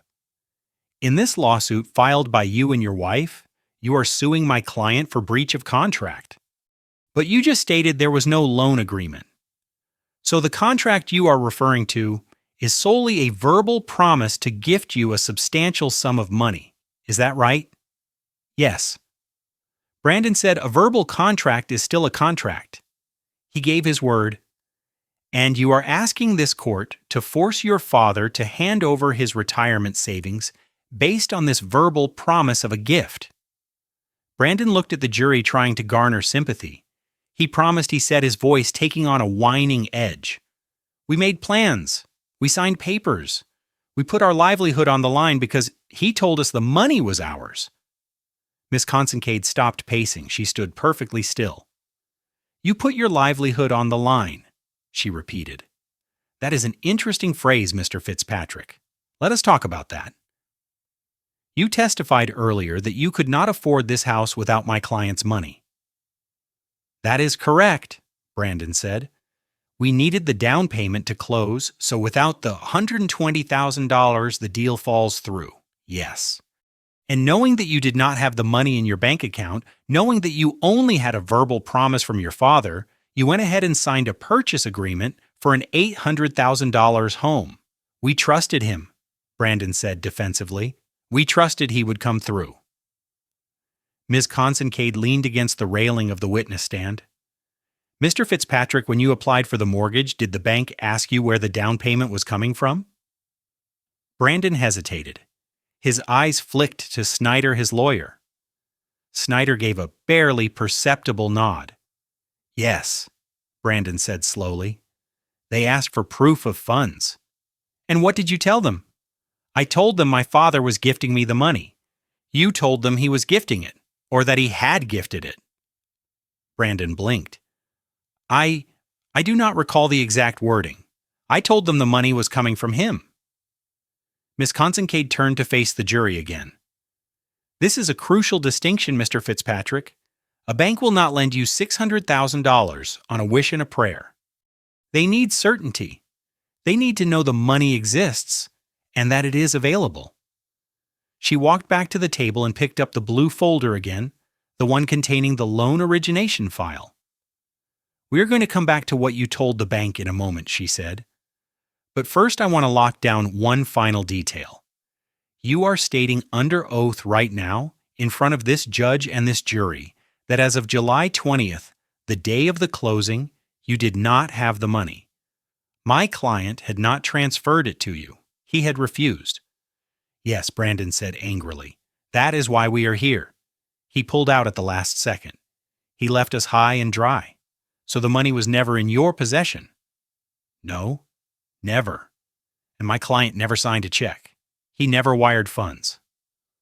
No, thank you, Miss Kincaid said. She turned to look at me. Her eyes were cold, but I saw a flicker of satisfaction. She had him. She had just made him swear under oath that the money was never transferred. Why was that important? Because the document she was holding in her hand, the document she was about to show him, claimed the exact opposite. Brandon sat there looking smug. He thought he had won the point. He thought he had proven that I was a cruel father who broke a promise. He did not realize that by insisting he never got the money, he was proving that the document he gave the bank was a lie. If he had said, "Oh yes, he gave me the money but then took it back," he might have had a sliver of a defense against the fraud charge, but he had just confirmed that the transaction never happened, which meant the paper in Ms. Consincade's hand was a smoking gun of federal bank fraud. Ms. Consincade walked back to the podium. She placed her hands on either side of it and looked up at Brandon. "Mr. Fitzpatrick, do you know what mortgage fraud is?" Sender jumped up. "Objection, Your Honor. Relevance is counsel threatening the witness." Judge Walters looked over his glasses. "Overruled," the judge said. "I want to see where this is going. Answer the question, Mr. Fitzpatrick." Brandon shifted in his seat. He looked nervous for the first time. "I guess it is lying to a bank to get a loan," he mumbled. "Exactly. Miss Consincade said it is a federal crime. It carries a sentence of up to 30 years in prison and a fine of up to $1 million. She picked up the gift letter. "Now, Mr. Fitzpatrick, you testified that you told the bank the money was a gift, and you testified that you never received that gift." "Yes," Brandon said, his voice barely a whisper. "Then can you explain to this court and to this jury why you submitted a document to First City Bank dated July 10th, stating that the gift had already been transferred and was currently in your account?" She walked up to him and slapped the paper down on the witness stand. The sound cracked like a gunshot in the silent room. "Read the first paragraph, Mr. Fitzpatrick. Read it aloud." Brandon looked down at the paper. His face went gray. He recognized it. He remembered forging it. He remembered tracing my signature late at night at his kitchen table, thinking he was so smart, thinking no one would ever check. I, he stammered. "Read it," Miss Consincade commanded. Brandon's voice shook. "I, Gerald Fitzpatrick, hereby certify that I have given a gift of $120,000 to Brandon Fitzpatrick. This is a bona fide gift, and there is no obligation to repay." He stopped reading. "Keep going," Miss Consincade said. "The next sentence, the funds have been transferred and are currently available in the borrower's account." Miss Consincade stepped back. "So, Mr. Fitzpatrick, you told the bank the funds were in your account. You told this jury the funds were never in your account. One of those statements is a lie. Which one is it?" Brandon looked at Snyder. Snyder's face had gone white. He was realizing that his client had not just lost the case, but had committed a felony and dragged him into it. Snyder started to stand up, probably to object, probably to ask for a recess, but he sank back down. He knew it was too late. "It was just paperwork," Brandon said, tears welling up in his eyes. "The broker said we needed it to close." "I didn't mean you didn't mean to commit fraud?" Miss Consincade asked. "Or you didn't mean to get caught?" "I did not have a choice," Brandon shouted. "We needed the house." "And that is the signature at the bottom," Miss Consincade said, pointing to my name. "Did Gerald Fitzpatrick sign that?" Brandon looked at me. For a second I saw the boy I used to know. The boy who would break a window playing baseball and then lie about it until I found the ball in the bushes. He looked terrified. He looked small, but I did not feel pity. I felt the weight of the credit card debt he had racked up in my name. I felt the sting of the restraining order. I felt the shame of being banned from my grandson's school. "No," Brandon whispered. "He didn't sign it." "He didn't? Then who did?" A gasp ripped through the courtroom. The jury was staring at him with open mouths. The judge was leaning forward, his eyes narrowed into slits. "You forged your father's signature on a federal banking document to secure a $600,000 loan?" Miss Consincade asked. I had to. Brandon sobbed. "He promised me the money. I was just helping him do what he said he would do." Miss Consincade turned to the judge. "Your Honor," she said, her voice ringing with authority. "The defense moves for an immediate dismissal of all civil claims. The plaintiff has just admitted to perjury and bank fraud in open court. His hands are unclean. He cannot seek equity when he has committed a felony to create the very situation he is suing over. She looked back at Brandon one last time. You wanted your father to pay for your house, Mr. Fitzpatrick. Instead, he is going to pay for your lawyer, and I suspect the taxpayers are going to pay for your housing for the next 5 to 10 years. She sat down. The silence that followed was heavy and final. It was the sound of a life collapsing. Brandon put his head in his hands and wept. Vanessa was frozen in her seat, staring at the wall, as if she could not believe her script had gone so wrong. But I looked at the judge. He was not looking at Brandon. He was looking at the bailiff. And I knew that the civil trial was over. The criminal trial was about to begin. Ms. Kincaid held the document up to the light, as if inspecting a counterfeit bill. It was a single sheet of paper, but it carried the weight of a tombstone. She walked slowly toward the jury box, holding the paper so they could see the bank logo at the top. "Ladies and gentlemen," she said, her voice ringing off the back walls. "This is what is known in the mortgage industry as a gift letter. It is a mandatory document required by the lender when a borrower claims their down payment is coming from a relative." She turned back to Brandon. He was sweating now, not a glow, but a heavy, greasy sweat that made his forehead shine under the fluorescent lights. "Mr. Fitzpatrick," she said, placing the paper directly in front of him, "I want you to look at the date, July 10th. That is 10 days before the closing of the house, 10 days before you claim my client broke his promise." Brandon looked down. He did not want to touch it. It was toxic.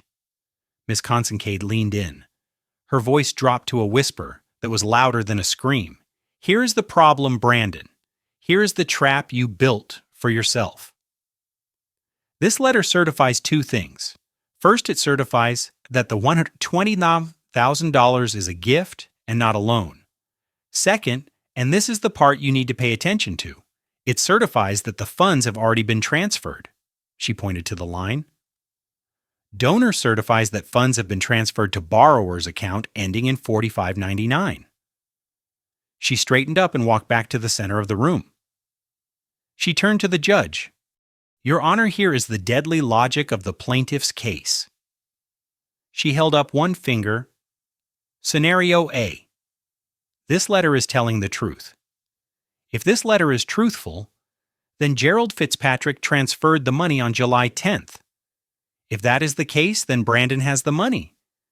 And if he has the money, then this lawsuit for breach of contract is frivolous because the contract was fulfilled. He cannot sue for money he already has." She held up a second finger. "Scenario B. This letter is a lie. If the money was never transferred as Brandon testified 10 minutes ago, then this document is a fabrication submitted to a federally insured financial institution for the purpose of securing a mortgage." She turned back to Brandon. "So which is it, Mr. Fitzpatrick?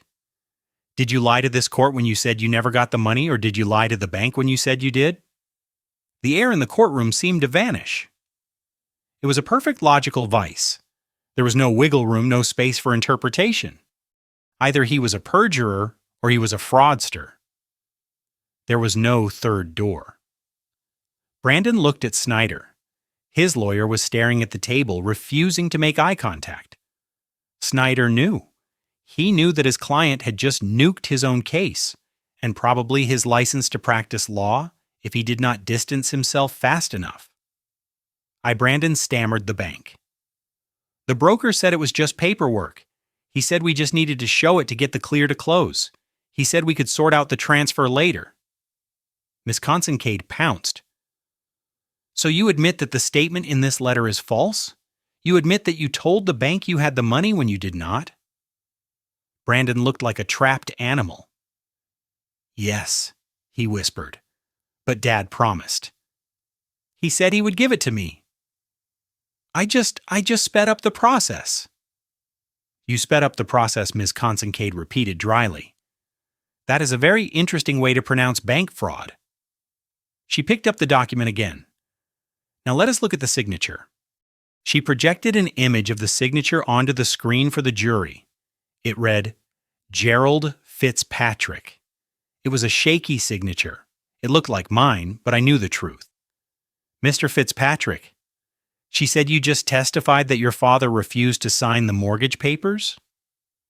You said he poured wine on your rug and walked out. Yes, Brandon said. So if he refused to sign the mortgage papers, why would he sign a gift letter 10 days earlier? Brandon opened his mouth and closed it. He had lost the thread of his own lies. Miss Consincade did not wait for an answer. We have travel records showing my client was in Orlando, Florida on July 10th. He was physically incapable of signing this document in Chicago. She slammed her hand down on the railing. Who signed this document, Brandon? The silence stretched. It was painful. I watched my son realizing that the game was over. The mansion, the cars, the lifestyle, it was all dissolving. I signed it, he whispered. Miss Consincade did not let up. You forged your father's signature. Yes. You impersonated him to a bank. Yes. And you did this to secure a loan for $600, $1,000 that you could not afford otherwise? Yes. Miss Consincade turned to the jury. Her face was grim. He wanted you to believe his father broke a promise. But the truth is he broke the law. He stole his father's identity. He forged his father's name. And he tried to use this court to enforce a theft. She looked at the judge. Your Honor, the defense moves to dismiss all charges, and we ask that this exhibit be sealed and transferred immediately to the United States Attorney's Office. I looked at Brandon. He was crying now, not the fake tears for the jury. These were real tears of terror. He realized that the house he wanted me to pay for was going to be a prison cell, and the check I was writing him today was not for a down payment. It was for a lesson he would never forget. Judge Walters cleared his throat. It was not a polite sound. It was the sound of a heavy wooden door slamming shut on a life. He took off his wire-rimmed glasses and rubbed the bridge of his nose slowly, as if he were trying to massage away the headache my son had just given him. He picked up the gift letter, holding it by the corner, as if it were contaminated waste. He looked at Brandon, who was trembling in the witness chair. Then he looked at Snyder, who was currently trying to make himself invisible behind a stack of legal pads. Finally, he looked at me. Mr. Fitzpatrick, the judge said, his voice booming without the aid of a microphone. Please stand up. I stood. My legs felt heavy, but my spine was straight. I buttoned my charcoal jacket. Judge Walters held up the document. Sir, I am going to ask you one question, and I want you to think very carefully before you answer, because the next 5 minutes are going to determine the rest of your son's life. Did you sign this letter? I looked at the judge. I looked at the signature on the page, a shaky blue scroll that tried so hard to be mine, but lacked the weight of 40 years of hard work. No, Your Honor, I said clearly. I did not. The judge nodded slowly. Can you prove it? Miss Consincade stepped forward. She did not smile. She did not gloat. She simply handed a thin sheath of papers to the bailiff, who walked them up to the bench. Your Honor, she said, these are Delta Airlines flight manifests and hotel receipts from the Rosen Plaza in Orlando. They confirmed that on July 10th, the date this document was allegedly signed in Chicago, my client was physically located in the state of Florida, attending the National Electrical Contractors Association convention. He checked in on the 9th and checked out on the 12th. Judge Walters flipped through the receipts. He looked at the dates. He looked at the timestamps. He looked back at Brandon. Brandon was not looking at anyone. He was staring at his lap, his chest heaving, his face slick with sweat. He looked like a child who had been caught playing with matches while the house burned down around him. The judge put the papers down. He put his glasses back on. Mr. Snyder, the judge said, his voice ice cold. Do you have any rebuttal to this evidence? Snyder stood up. He looked sick. No, Your Honor.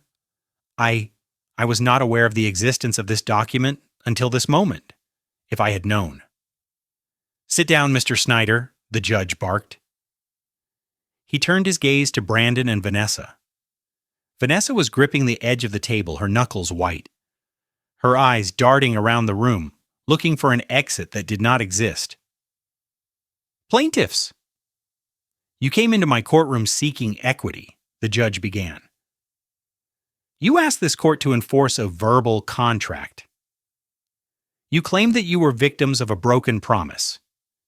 You claimed that you were destitute because of the defendant's malice.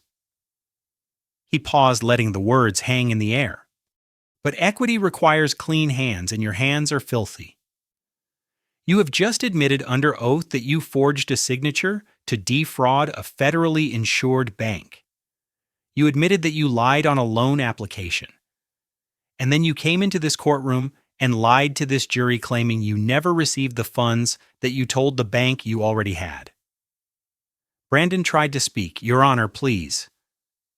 We just wanted a home. Be quiet, the judge snapped. You did not want a home. You wanted a theft. You attempted to use the judicial system as a weapon to extort money from your father. That is not just a frivolous lawsuit, Mr. Fitzpatrick. That is a crime. Judge Walters banged his gavel. The sound was like a gunshot. This civil case is dismissed with prejudice. The plaintiffs will pay all legal fees incurred by the defendant. He was not done.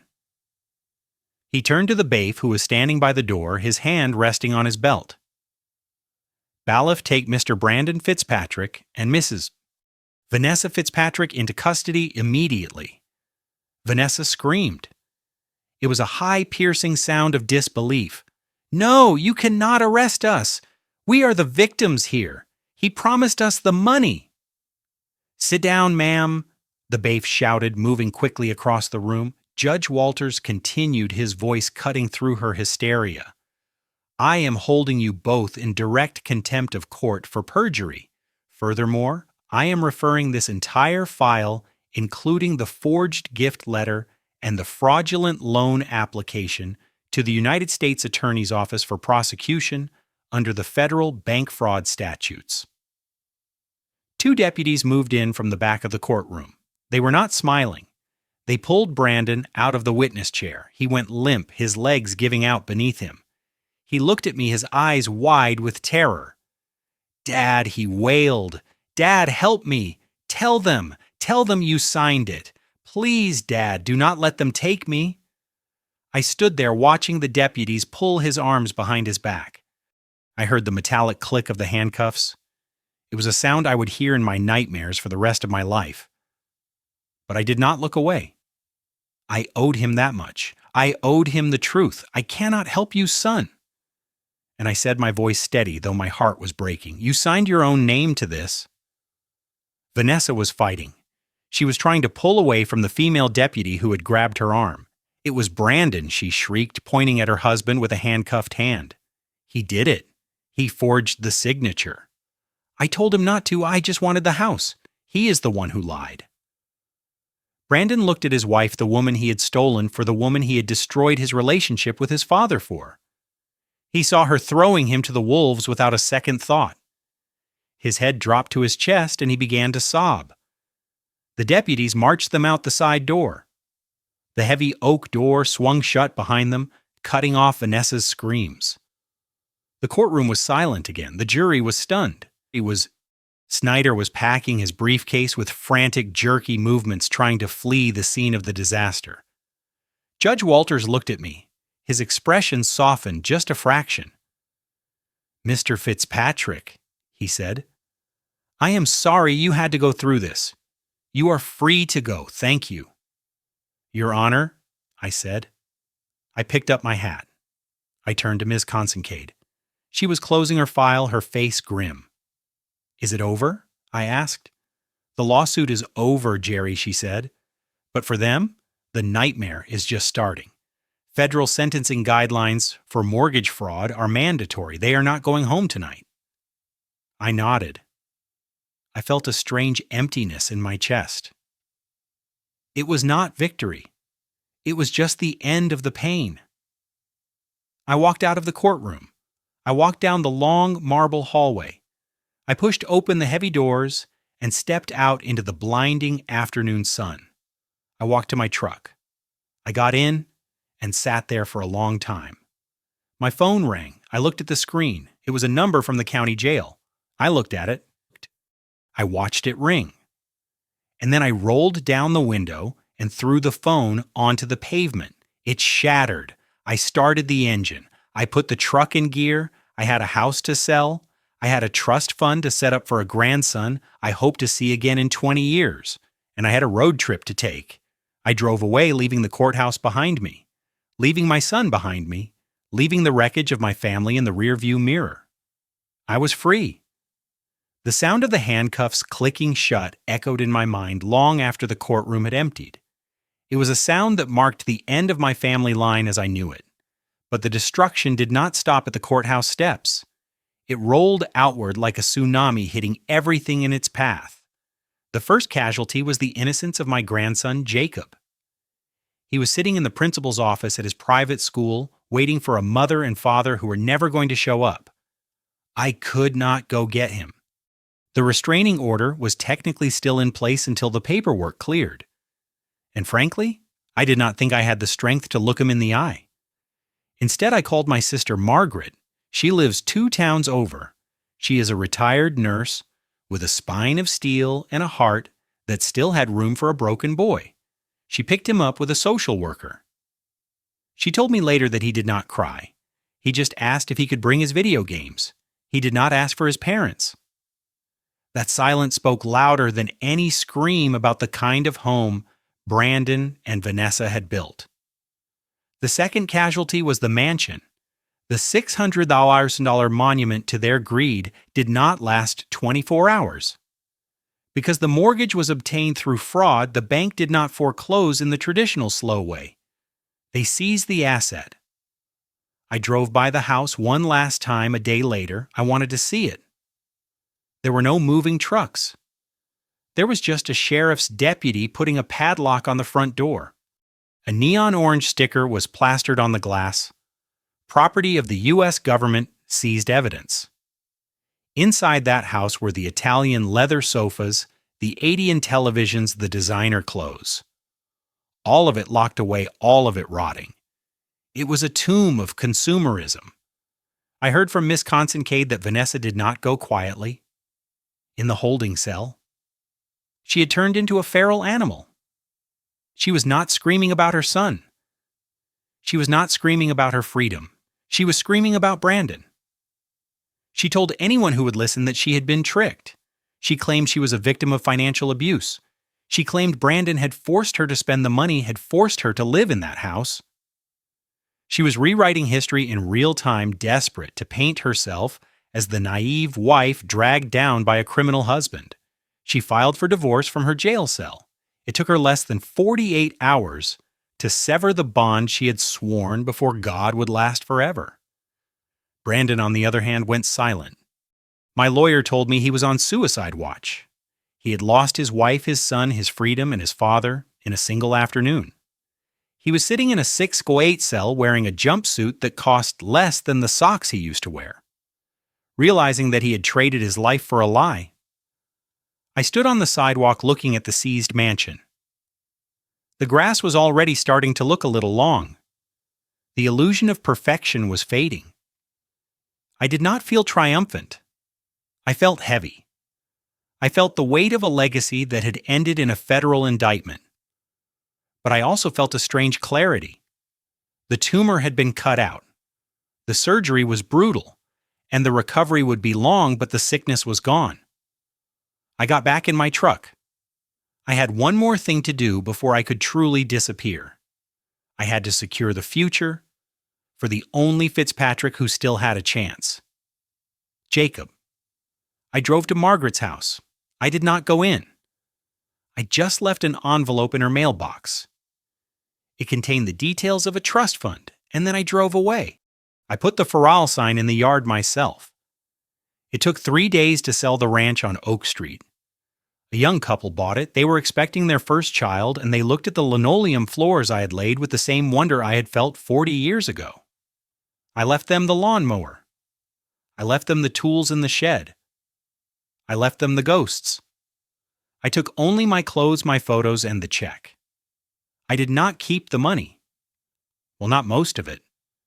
I took the proceeds from the sale, along with a significant chunk of my investment portfolio, and I went back to Ms. Consincade's office one last time. We were not building a lawsuit anymore. We were building a fortress. We established the Jacob Fitzpatrick Irrevocable Trust. It was a thing of beauty. Ms. Consincade wrote the bylaws with the precision of a diamond cutter. The principal amount was over $500,000. It would sit there growing and compounding untouchable by anyone until Jacob turned 25. But the most important clause was the one Miss Consincade called the poison pill. It stated clearly that if Brandon or Vanessa ever attempted to access the funds, ever attempted to borrow against the trust, or ever petitioned the court to become trustees, the entire balance would immediately liquidate and be donated to the local animal shelter. It was the ultimate fail-off. They could not steal from their son without destroying his inheritance. I signed the papers with a steady hand. I was not abandoning my grandson. I was protecting him from the only predators he needed to worry about his parents. With the rest of my savings, I bought a 24 FT Winnebago. It was brand new. It smelled of fresh carpet and freedom. I had spent my whole life tethered to a zip code, tethered to a job, tethered to a family that saw me as a utility. Now the only thing tethering me was the fuel gauge. I drove out of Chicago on a Tuesday morning. The sky was that deep, endless blue you only see in the Midwest before winter sets in. I hit the interstate and pointed the nose of the RV west. I did not have a plan. I did not have a destination. I just had the road.